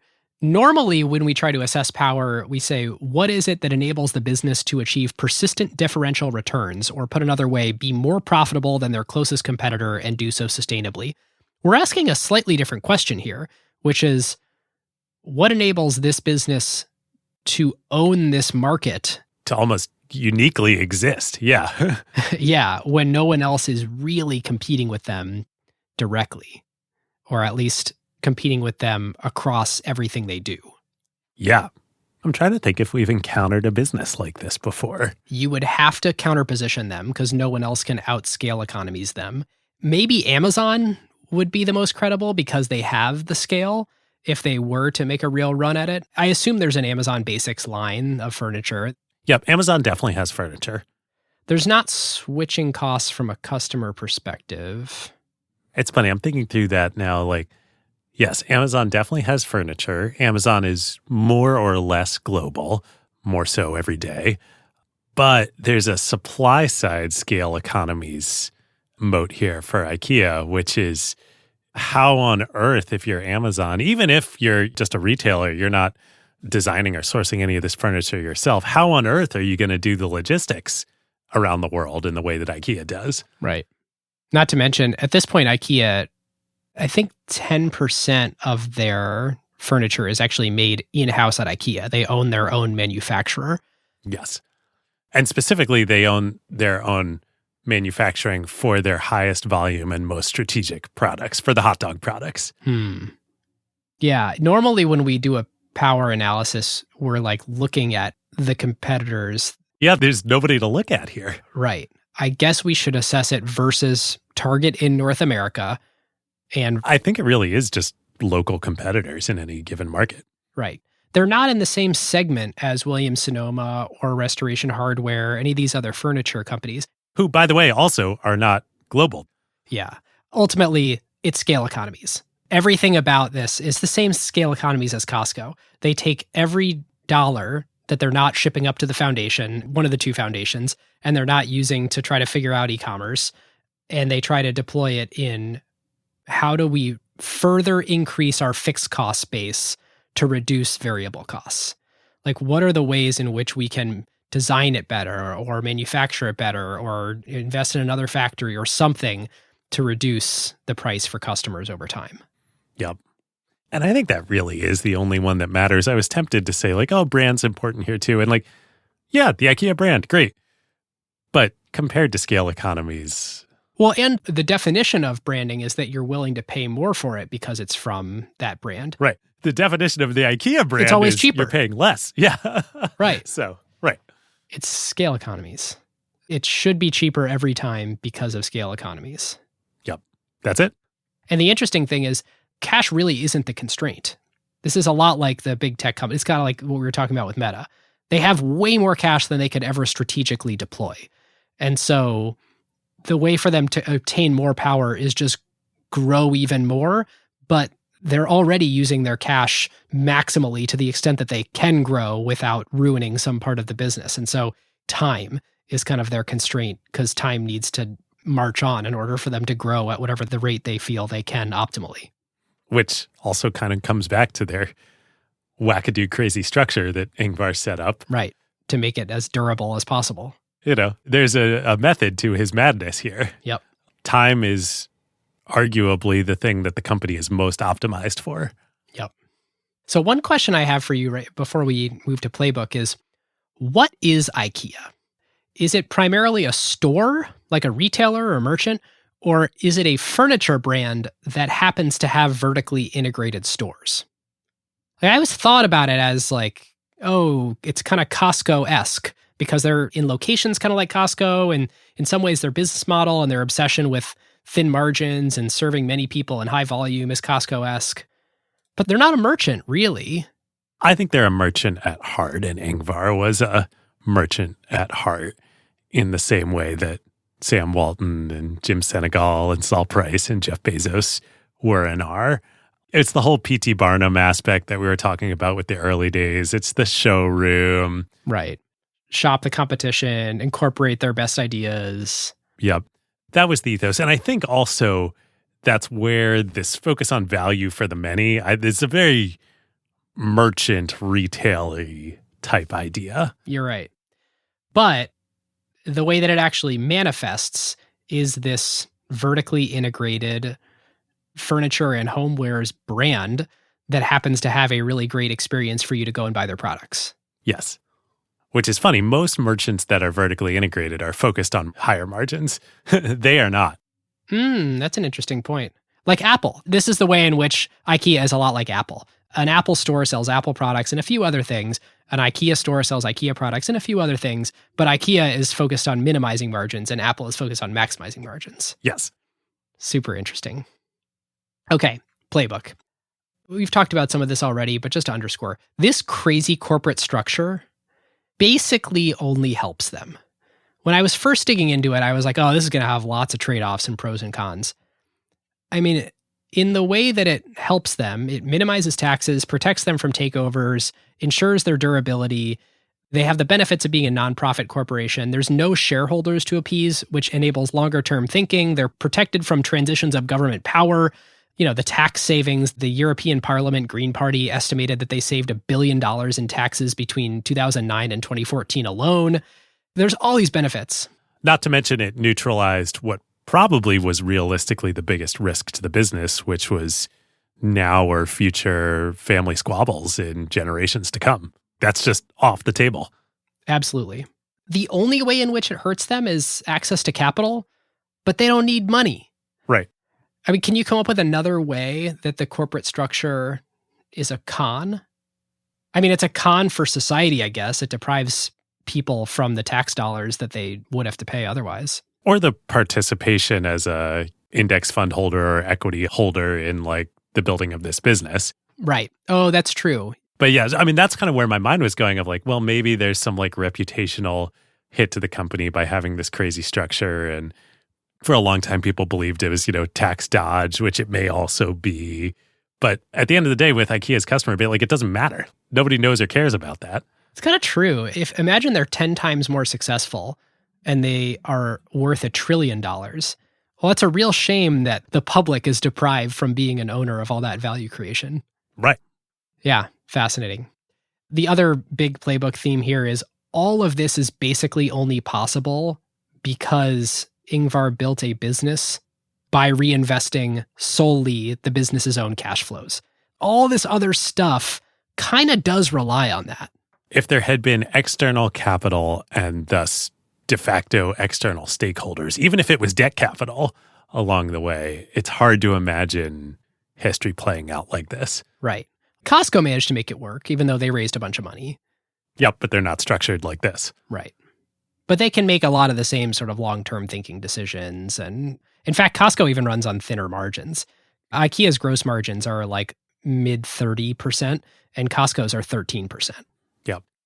There's definitely this thing that we've talked about a few times, frugality as an edge. They originally built in the potato fields as a way to save money, but it ended up kind of creating and inspiring their business model that they need to create this destination experience. Yeah, the culture of frugality is interesting, trying to buy materials at a discount, minimal sales staff, no finishes on unseen surfaces, flat packing, no one has assistants. I think actually the CEO is the only person at the company with an assistant. No one flies first class. They print on both sides of the paper. Oh, yeah. And the assistant thing, the CEO may have an administrative assistant these days, but for years, Ingvar had an assistant. But it wasn't an assistant like an administrative assistant. It was like his, sort of chief of staff, like COO. Didn't he become CEO after? Yeah, exactly. But it kind of does actually beg this. So frugality as an edge, but could they run leaner? Why is it that Costco can have 13% gross margins, but IKEA marks their goods up more? Is IKEA bloated? Is the fixed costs of running the business, has it just gotten high to the point where you need high gross margins in order to pay for all that overhead? I think there's an explanation here, which is that Costco, let's put Kirkland aside, Costco is selling other companies' products. So therefore, at least with the non-Kirkland products, Costco can take a lower margin because they're reselling those products. They don't have to develop them. Whereas IKEA is designing, developing, producing. So they should have a lot higher overhead. They should have a lot higher fixed cost base. Yep, exactly. Huh. Still feels like a big gap. Whereas like in Costco, there's actually, again, Kirkland aside, third-party products in Costco, there are two margins happening. There's Costco's gross margin, but then there's also the supplier's gross margin. Yeah, that's the right way to think about it. We're looking at the sum of two margins when we're comparing IKEA and Costco. Yeah, you're right. Yep. Fair. This is kind of a funny one. They lean into Sweden. Super hard. Most companies that go international try to embrace the local market and let their origin fade into the background. But that's just the opposite of the strategy that IKEA runs. I mean, in the meatballs, there's this little Swedish flag that sticks out of the top of them. Every time you buy them, you walk into the store and it says, "Hey, HEJ." Which is so funny. IKEA has become the greatest Swedish ambassador. So true. So, David, you're going to love this because it's from the complete other side of the spectrum. Here's what IKEA does. They sell a sense of place. Oh, wow. Hermes and IKEA separated at birth.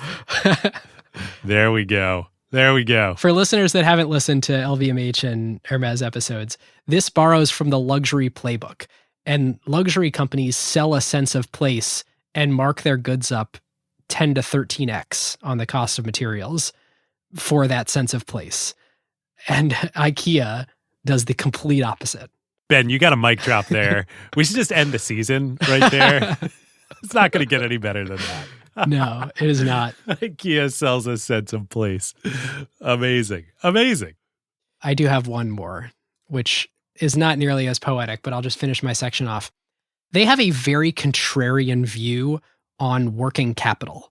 And this didn't really come up in the story because I couldn't really find the right place for it. But most companies, common wisdom is you should keep your inventory low and you should minimize the amount of your capital that's locked up in working capital. And IKEA has a very different optimization function. Theirs is about cost for the end consumer and ensuring availability of products at all times to keep customer confidence high. So they're willing to do things like build up excess inventories during certain periods if it means getting a favorable rate from a manufacturer who might have extra capacity, as long as it means eventually their customers will save money when they do buy it. And I think a huge part of this is the foundation ownership. And the other part of it is the scale and the timelessness of their product lines. They sell these things forever, so they know they'll eventually sell through that inventory. So if there's a good price on it, yeah, give me 1,000.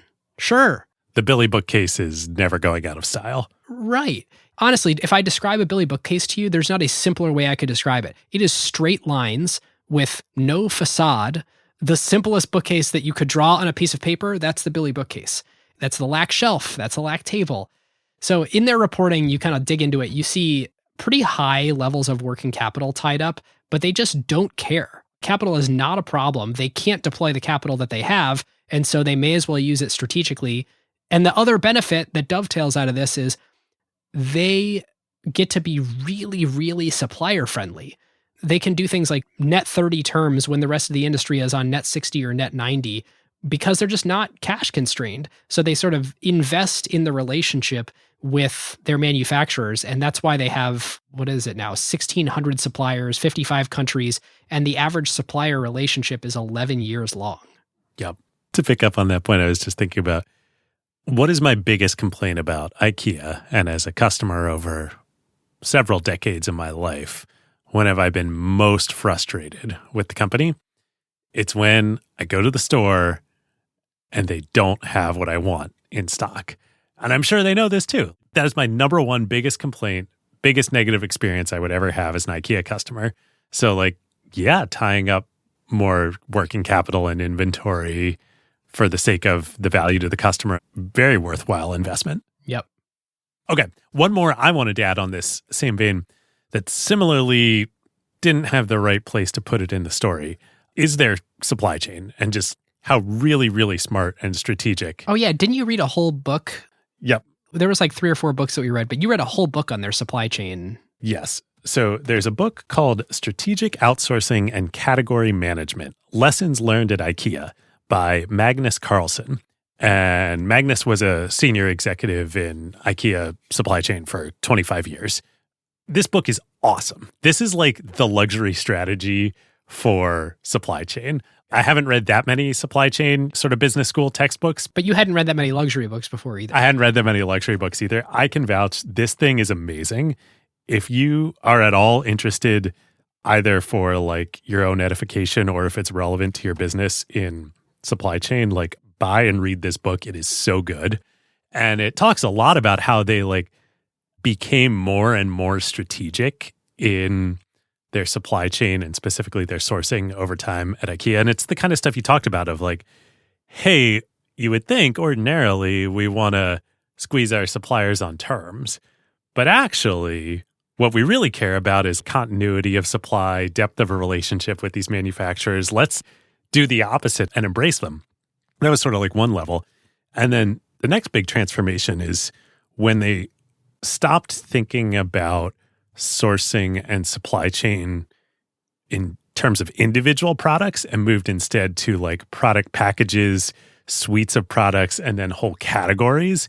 They could say like, oh, rather than sourcing the Poang armchair, that's a bad example because I'm sure they make that in-house now, but like whatever product, let's take like a whole set of armchairs that are pretty similar and let's bid that out globally rather than in individual markets. And then that'll let us, you know, A, sure, get the best price and then pass that on in value to consumers, but B, build the deepest and most strategic relationship with the suppliers who are going to make that for us. And then we can also transfer technology to them too. So stuff like the board on frame construction, they've done dozens and dozens of these technology advancements in fabrication, factory layouts, and all sorts of stuff over the years. And they transfer that to their supplier partners. So it's super cool. Then stuff like their distribution center strategy. So you would think tautologically, almost like Costco, the stores are the warehouses. Well, over time, they found that, oh, actually, it doesn't totally make sense that we keep 100% of our products stocked at all of our stores. Instead, let's focus to what I was talking about, my complaint. Let's make sure that the 50% of our products that account for 90% of our sales are like really in stock at all of our stores. And then for the second half of our product catalog that accounts for the tail end of the power law, 10% of sales, let's do that across pan-geographical distribution centers and keep actually a minimum of that in the stores with constant restocking so that we can maximize the space for the products that we know people are going to want. Anyway, lots of really, really, really great stuff. Fascinating. Stuff you can only do with 81 years of history and a lot of scale. And a lot of money, a lot of cash. Yeah, right. All right, David, the quintessence. Ooh, the quintessence. I've been thinking about this one. This is our new... Yeah, for anyone who didn't listen to the meta episode, David and I renamed this section because we've been struggling with how do we land the plane? What's the end of an episode look like? And David, you came up with this term, the quintessence. Yeah, we boil it down after all this work we've done on the company, this long recording, like what is the essence? What is the quintessential factor of this company? I had been planning to say this idea of the many, and I think that there's a reason Ingvar had it as testament number 1 in Testament of a Furniture Dealer. But man, the more we talk about this, I really think it's something a little more meta, quote unquote, which is like, this is an N of 1 company. There is no other company in the world like this. It is so esoteric in so many ways. There is nothing else like this out there. Yeah. Or put differently, I think mine is the combination of never taking a single outside shareholder plus Ingvar's personality and the desire to serve the many equals this company. Yep. All of those are necessary conditions, and there's many more too, but those are really necessary in order to create what IKEA ended up becoming. And the structure that it ends up with. I guess maybe to put an even finer point that this is an N of 1 company, the N of 1 term is a little overused, post 0 to 1 and, Yeah. Peter Thiel. And like, we make the argument all the time, like every company we cover on Acquired is unique. Meta is an N of 1 company. Amazon is an N of 1 company, et cetera, et cetera. But that's the point. That's all true. I think this is like even another level. All the big tech companies, yes, they are all unique. Yes, they are all individual, but they're all big tech companies. There just is no other IKEA. There's nothing like it. That's interesting. No other vertically integrated retailer brand of this scale in any category. Yep. Huh. It's Apple, but if they serve the many instead of the few. Yep. Well, I guess arguably they do serve the many, but they have very high margins. Right. Well, but they specifically could serve 5 times more people than they do serve if they were willing to forego margins. And maybe eventually they will. They might be on a path to that. That's a good point. This company is Apple if they decided to also be Android, essentially. Like, we're going to own the whole market.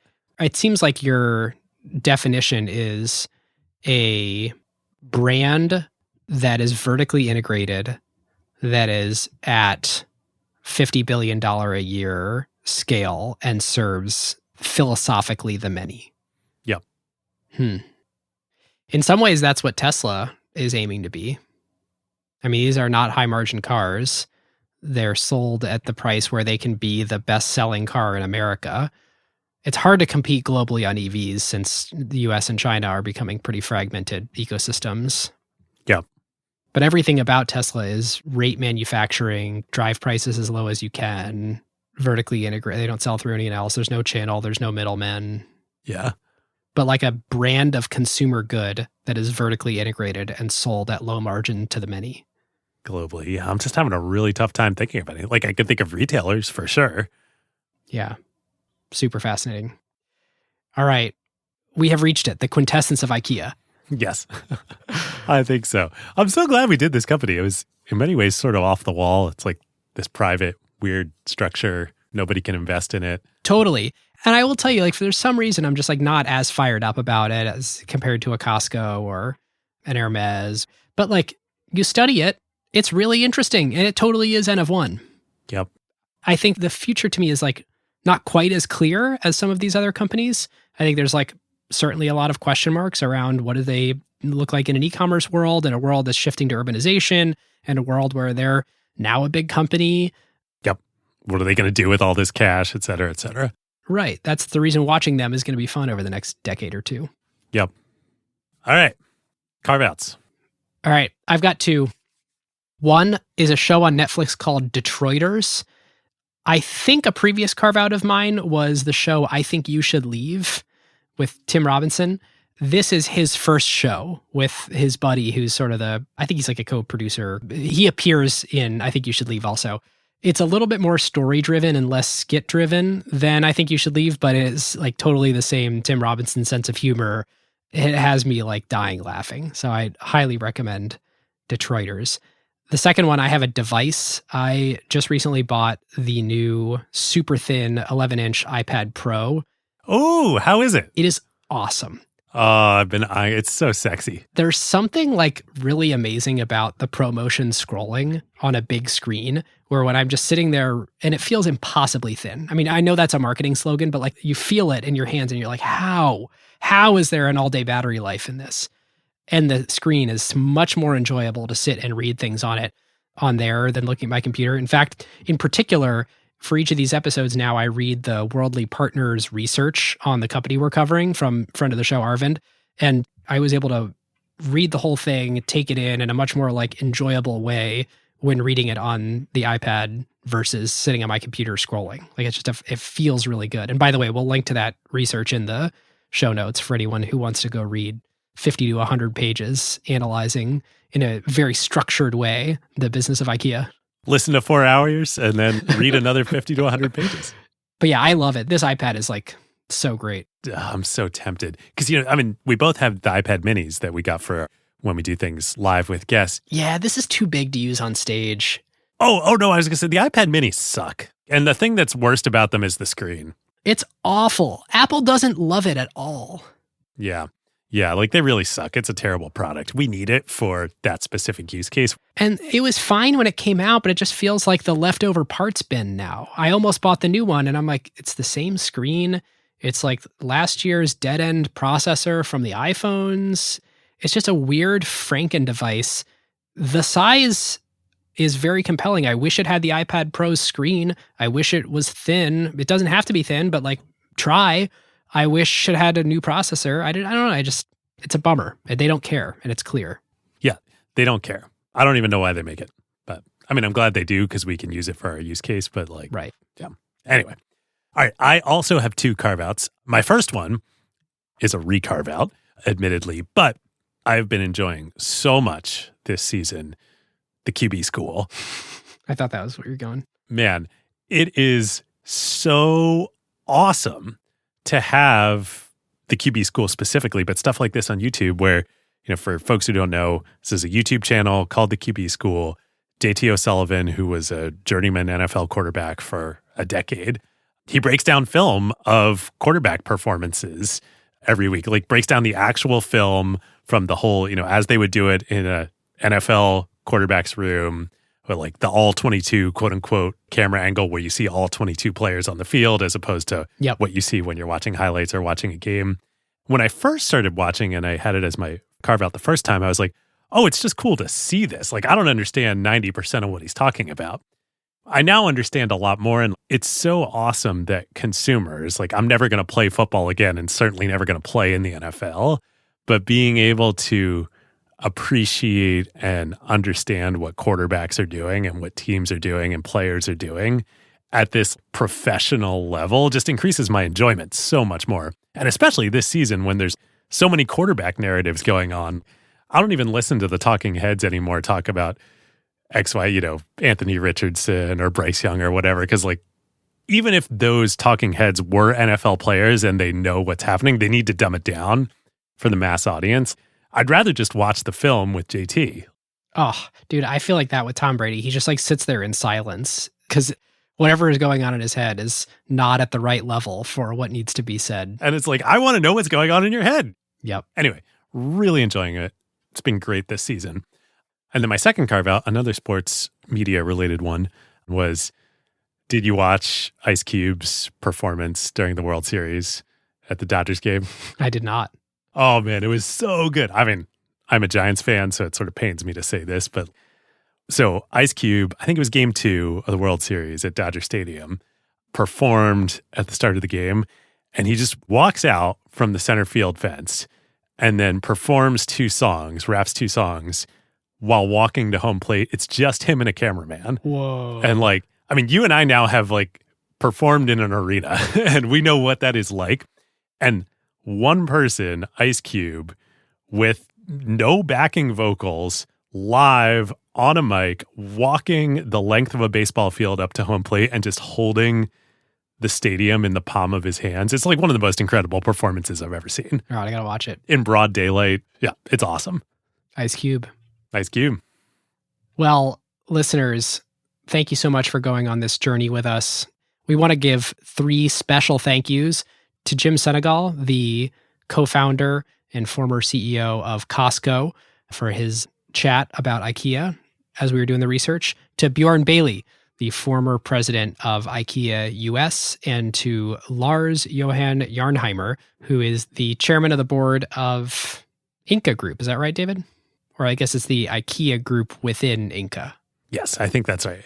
Is of IKEA Group, which I think is the sort of operating entity within Inca Holdings. Yep. The Inca side of the company. And you read all of Leading by Design, right? That's sort of the most canonical, sort of autobiographical book. Yes. This is the confusing one. The updated version of the book is called The IKEA Story. The first edition of the book is titled Leading by Design, but it's the same book. Yeah. And it probably has the best detailed account of the blow by blow that we went through. Anyway, if you like this episode, go check out our episodes on Costco, on Walmart, or on Amazon. Or Hermes. Or Hermes. That's true. That wasn't on my piece of paper here because I did not expect it to come up that way. After this episode, come discuss it on Slack. Check out ACQ2 with Luis Von On from Duolingo. It'll be super fun. Find ACQ2 in any podcast player. And seriously, I'm sending it to anyone I know running a consumer startup. There's just so many practical lessons. Well, with that, listeners, we'll see you next time. We'll see you next time. Who got the truth? Is it you? Is it you? Is it you? Who got the truth now?